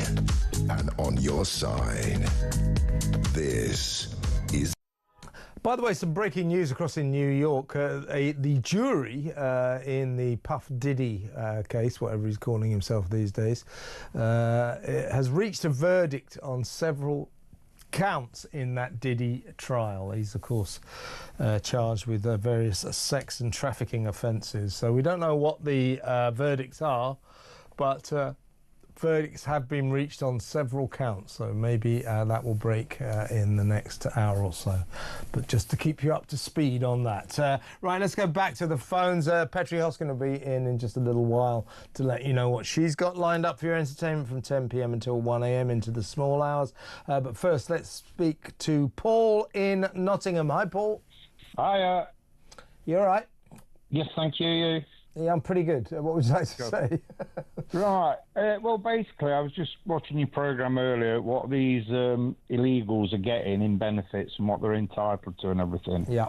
And I can assure you this because I have seen it with my own eyes. Mm-hmm. I'm a gas engineer and I work in a lot of HMOs where quite a few of these are housed, you know, like houses that they've turned into houses of multiple of occupancy. Yeah. And round the corner from quite a few of these is a well-known red light district. Oh, and yeah. I've seen with my own eyes these guys taking ladies of the night, if you'd like to call them that, into the property. They're getting that much benefits, mate, that we're actually paying for the sex life. I can assure you that. It doesn't. Why doesn't that surprise me? Are you sorry? Are you saying this is this into a asylum seeker hotel or just some kind of accommodation? No, it's just houses. The big old houses in this area. Right, and that's where they've been put up. Yeah. It was quite an affluent area in its day. And what's happened over the years is it's just got run down and they've been turned into bedsits, houses of multiple occupancy, that sort of thing. So it's basically where they're all put up in, you know, like 8 to 10 to a house where they've all been converted. Well, we're learning today that a lot of people complaining that there's a new document being found that reveals that these migrants, these asylum seekers, are getting better benefits than British people, and they're, apart from dental treatment and 100%. Doctors' prescriptions, they get, you know, one of the things they've been given free wigs. Free wigs. This crap, can you? It's 100% right. Whenever I go in these, I've stopped working in some of them because how they talk to you. To be honest with you, do they? Really? Oh, they're very kind of demanding, if you like, and I don't know if it's just the countries that they come from, but they kind of talk aggressive, you know, in the manner. The mannerisms are quite aggressive. It's like, toilet's broken, fix it. Yeah, you know, yeah. like, I mean, that might be partly because they can't speak very good English, but maybe, as you say, maybe they're just pretty rude to people like you. It could be, but the point is, you know, I don't have to put up with it, and I'm not. And so you're not going to go there anymore, no? No. I've told them. There's 2 or 3 that I've refused to work in, but you just can't make it up, can you? You know. But this new revelation here, Paul, today, this was a document addressed to a migrant at a Derby hotel. They were offered free NHS site tests, prescriptions, dental treatment, glasses, fabric supports, whatever the hell that is. But my personal favourite is wigs. Yeah. So I suppose bald migrants, you know, according to this government, don't have to be bald. We'll give them free wigs. There's a bigger plan at foot here, isn't there? You know, we can surmise what it is. I've got my own thoughts, but we can surmise. But every time I go to these places, they're all dressed quite smart. They've all got the latest Adidas and Nike trainers and everything on. They've all got the latest phones, you know. Yeah. And they're all well taken. Yeah, they all do very well. I mean, they turn up with very expensive phones. Listen, Paul, that was a really good story. Thank you very much for letting us in on it. And please call me again. Paul in Nottingham there. I'll just quickly read out Stevie has sent me this text. If you stop the benefits, you stop the boats. It doesn't take a rocket scientist to work that out. I think you might have a point there, Stevie. Stop the benefits and maybe don't give them legal aid. You want to fight your case to stay? Pay for it yourself. Why should we pay for it? Petri Hoskin is in the studio. How are you doing? I'm well. How are you? I've never been better. Are you enjoying the heat?